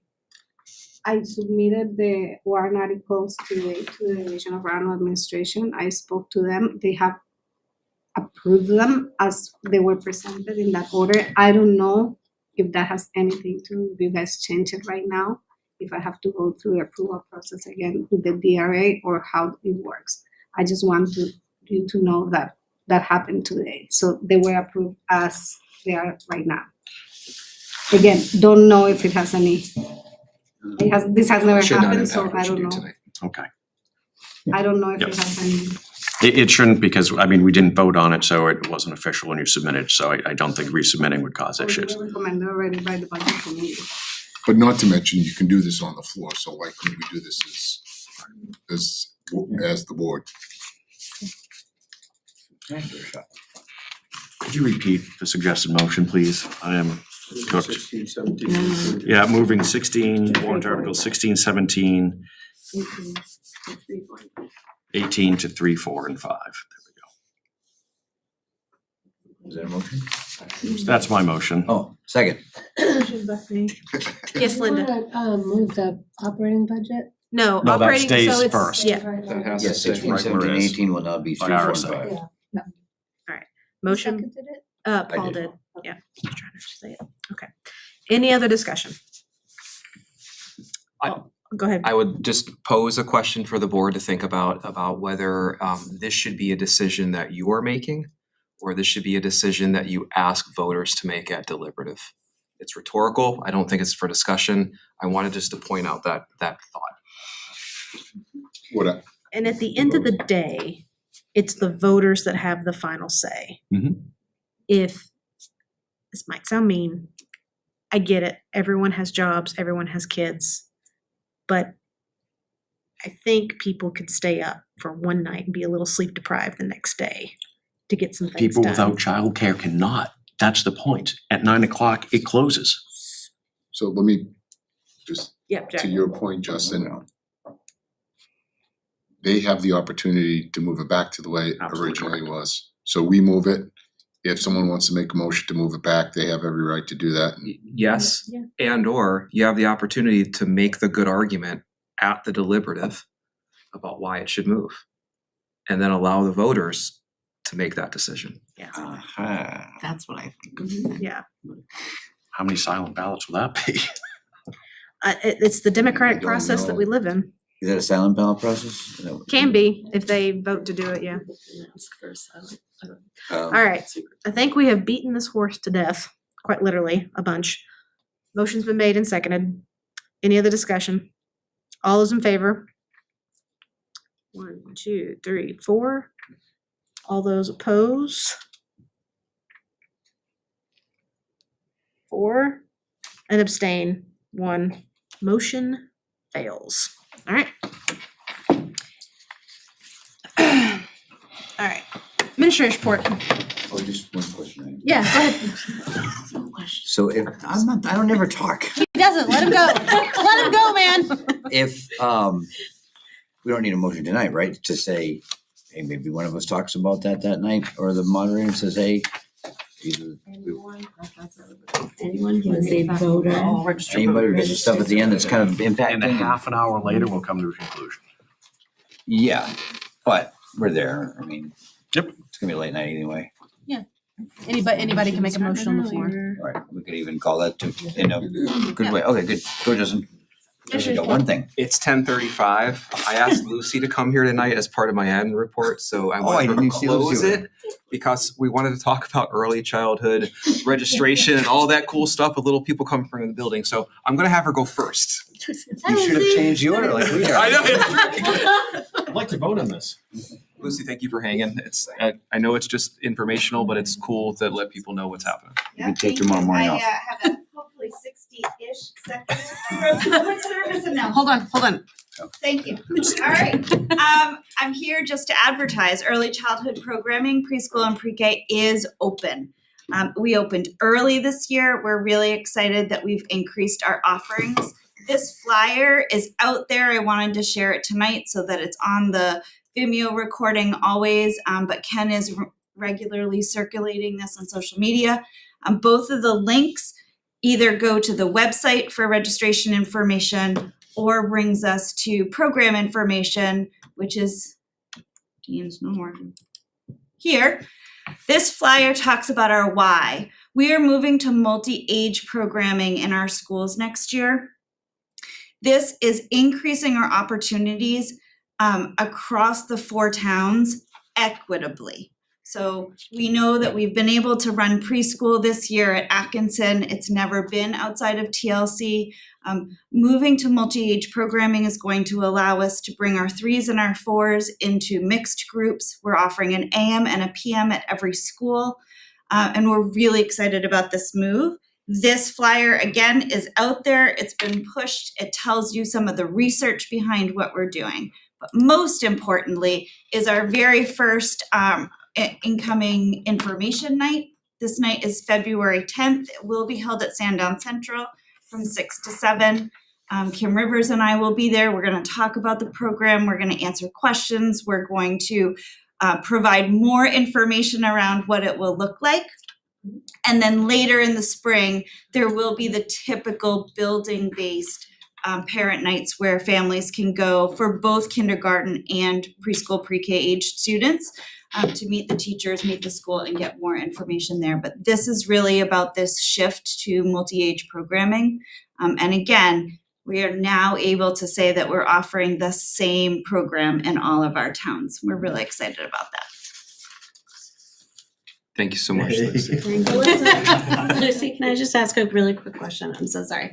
Because I know we exchanged a few emails. Do we expect a shift out of TLC of students that will then filter into the, like, some? So like, are there kids at TLC that are obviously in the other 3 towns that will now no longer be going to TLC and will be going to the other elementary schools? Do we expect that shift to be enough that it would dramatically change the needs that are at TLC? So currently, Like staffing needs? now and in the past, so our staffing needs, we do not expect district-wide to change. Okay. The staff that we have are the staff that we know we will have for next year, because numbers will spread. But your question about TLC currently, except for the one program in Atkinson, houses preschool for any of the towns. So anyone who lives in Danville or Plastow and Atkinson, in addition to what we were able to do now, we are expecting them to be more prevalent in their neighborhood schools. But our staffing, just like K-12, our staffing shifts all the time to meet the needs of registration. And we're expecting we're gonna have what we need and I think not. I will say we are pleasantly surprised at how many registrations we've received in less than a week. Ooh, yay. But we know that we have what we have. Okay, thank you. Thanks, you. Lucy. Next. Thanks again, Lucy. Yep. Sorry, a couple calendar items I wanted to run through you. I think we had a very successful public hearing. I think Maria and I were really proud of the packet that we're able to send and the financial data that we were able to share with people. We've had a lot of good feedback from that, and a lot of questions and conversations have already started coming. So I think that was well worth the time. Deliberative session, February 5th, 7 p.m. At the PAC. We are providing childcare for that. I know that flyer has been circulated through the social media and through the school channels. Snow date. The snow date for deliberative is the next day or the following. No, following Thursday. It's upstairs in my office. We'll get it. It's okay. I just want to make sure it's posted so people know. Yeah, we talked about the childcare that night, and we also talked about the change of RSA, that the citizen petitions will have 10 minutes to introduce that article at the very outset, as opposed to the traditional 5. We also have some elected positions that I wanted to advertise for folks. We've got budget committee vacancies and we've got school board vacancies. That window is currently open. It opened on January 21st, and we'll be accepting names and applicants up till Friday, January 30th until 5 p.m. So if folks are interested in serving their communities, whether it's on the school board or on the budget committee, there are open seats to be able to do that.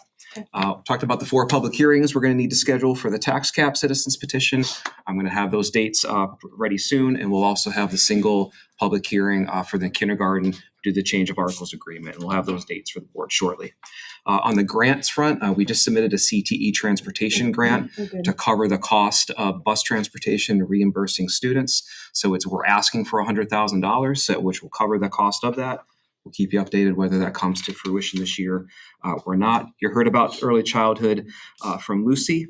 One of the things I'm interested in talking about, Sandy did a whole lot talking about with assessment today. What I'm really interested in doing is putting together an assessment for you as board members to take. So you can see and experience what those questions are on a grade 5 ELA assessment or an SAT assessment. And then we'd like to score those assessments for you, and we'd like to give them back to you. And then we would like to have some conversation about what that is. So we're culling some released items. I'm talking to make sure we're not breaking any copyright laws. But I think it's really important. We talk about these tests all the time that our kids take, and our staff don't take them. The adults don't take them. And I think we should all take them and understand what they are. I think you'd be surprised a little bit about the questions you see and the rigor and what the demands are that are placed. This is not the Iowa Test of Basic Skills from the 80s. And I think it's a good example to have you guys experience that. Do we get to take the same amount of snack breaks that I they do? I don't know. Do any of you need a separate location to test? Nope, I don't need any accommodations. Let's go. All- Have a hearing disability. All right, go. That's all I have for the night. Sandy, did you have anything? No. No. Are you sure? I am so sure. All right. Shauna, did you have something on? Just, I wanna make sure that we do get out the snow date for the district deliberative. It's the 6th, so it's the Next next day. day. Okay. Because Nothing like a Friday Last delivery. house is Saturday the 7th, so I just wanna make sure. Maria? Can I just remind all of you, please, that tomorrow we're gonna receive 2 emails, one for the warrant article to be attested, and then one for the MSDSB that also needs to be signed. I need all of you to sign it. So please watch your email. What time do you expect that to be sent out? I probably will send the MSDSB tonight after we're done here, and then Kelly will send the warrant article tomorrow. What time, if she could, do you think that she could? Before noon. Okay, so check your emails if for whatever reason looks in your junk and your spam, whatever, if you don't have anything by 12 p.m. tomorrow, be sending text messages to Justin, just be like, hey, please resend it. Yeah, please, yes. I'll remember to do that. I'll remind you. All right. It's not being a pain. It's an RSA that it needs to be attested and posted by Monday, the 26th. All right. Do we have anything for personnel reports? No. All right, committee reports. We'll start with Mary Ann. Sweet. Paul. I do not have anything. Alyssa. Bree. Shauna. No. Mark. No, ma'am. Neither do I. No. First time it's ever happened. Okay. Any other business? Just, it's gonna be ever so. Mary Ann, then Jack. I reached out to Justin. I'd like to put together a voter's guide or have work with the administration to do a voter's guide. So far, I've talked to Mark and Justin and want anybody who wants to participate. I think we need to get something together. Not necessarily for deliberative, but for soon thereafter. Jack. I just want to apologize for not being at the public hearing. I had a event that I couldn't get out of, although Mark may disagree with that. But anyways, I want to apologize, and I think you guys all did a good job at the public hearing, so thank you. And it was shorter because